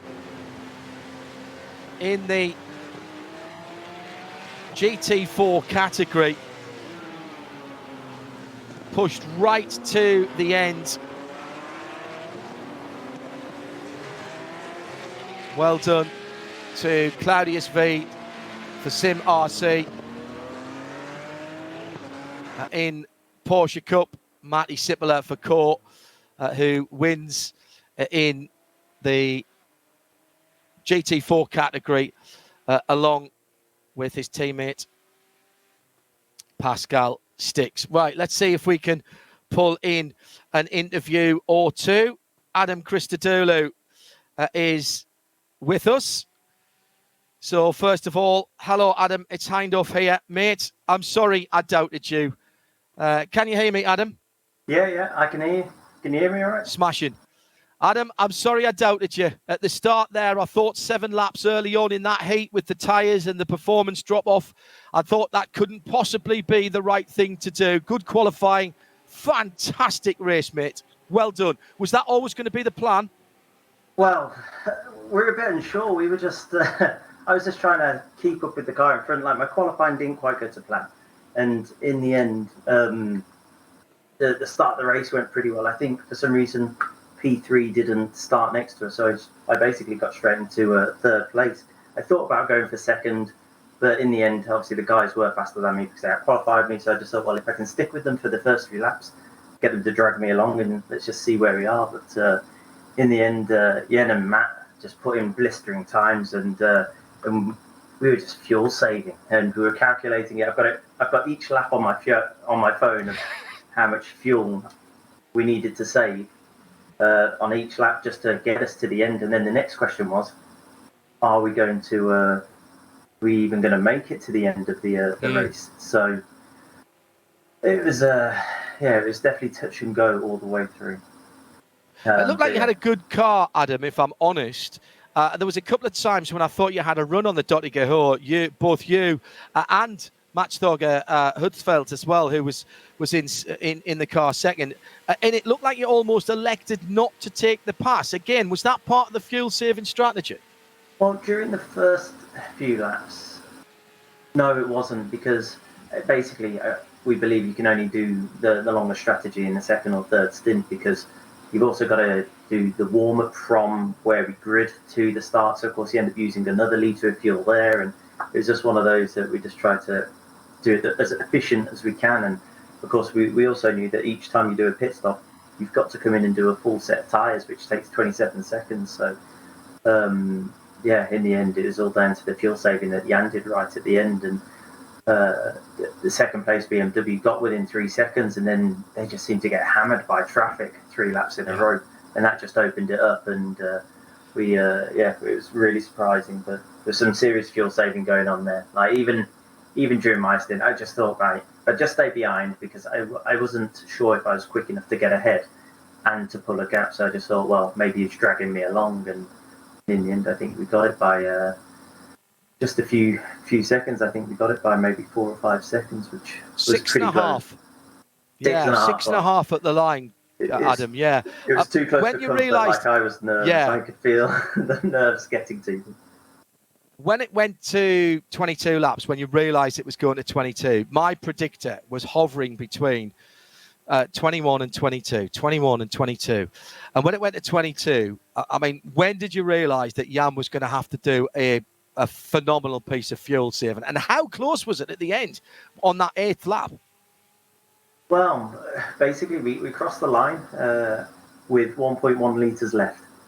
And so, and with this, basically, once you get to 0.3, it basically stops. So I think basically you turn the ignition off, go across the line, just to make sure that we could get back to the pits. Because that's the other thing, you need to make it back to the pits. So that's why the in-lap was quite painfully slow. But I suppose it also gave us time to enjoy it as well. Brilliant stuff, mate. You've really been enjoying this online sim racing, particularly, I know, with the VCO series. When do we see you in a full metal car again? So I am back at the Nürburgring next in 2 weeks' time. So basically, a week on Friday, I'll be there for the next NLS race, back with the HRT boys, and so hopefully we can have a repeat of our last race. The last race was a double header, and we managed to win both races somehow in the end. And so hopefully we can do that and get prepped for the Nürburgring 24 hours in a few weeks' time. Give those boys in the Mo4 Racing League, including Bradley and Nick and all of our lot, give them a bit of hell for us the next time you're racing in their league as well. Well done, Adam. Thanks to you. Thanks to the boys. Give them all of our best, won't you? Cheers. Adam Christodoulou then from the winning number 8 car. Absolutely outstanding from him. To confirm the results then, at the front of the field, Huizinfeld from Team BMW Bank, from Manfilter Team HTP. That was the 101, the 107 and the 48. 6.5 seconds and 44 seconds back from the leader. Agustin Canapino did a great job at the end, along with his teammate Daniel Lafuente in the middle. They started from the pit lane in 4th. Claudius Veed brought home the Sim RC Cup Porsche, the 276 for the win in the Cup 2 category, ahead of Martin Asher, driving on his own again for Asher Racing. Tobias Ruff anchored home Violent Racing, the 276 on the podium. In GT4, what a battle we had in GT4. The BMW led the race for Marcel Fassbinder, who was driving on his own.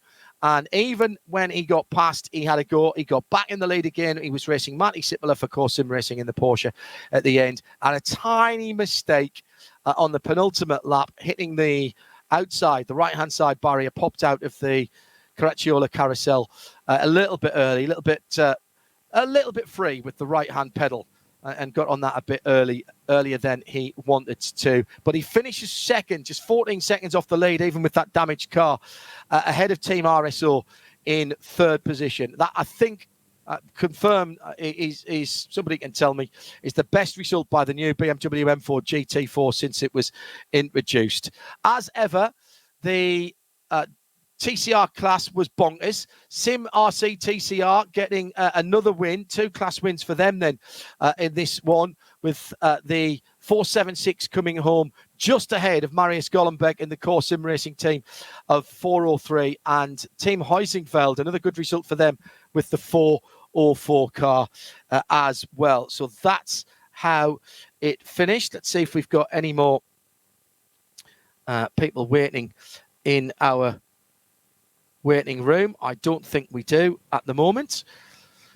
So let's say a quick thank you to all of our colleagues at the Nürburgring for putting in all of our great work, all of their great work to get the pictures to us. Michael and the rest of the team, thank you very much indeed. And Tim Gray was up in London. The responsible adult was everywhere. We'll have our VCO Victory Lane interviews on Wednesday night within Midweek Motorsport. That starts at 8 o'clock UK time. Thank you. Enjoy the rest of your motorsport weekend. What a round 7. The NIMEX 3 hours of the Nürburgring for the Nürburgring Langstrecken-Series, powered by VCO. Thanks for joining us on RS1, RS3, and around the world in sound and vision. I'm John Hindhaugh. Enjoy the rest of your weekend. Bye-bye.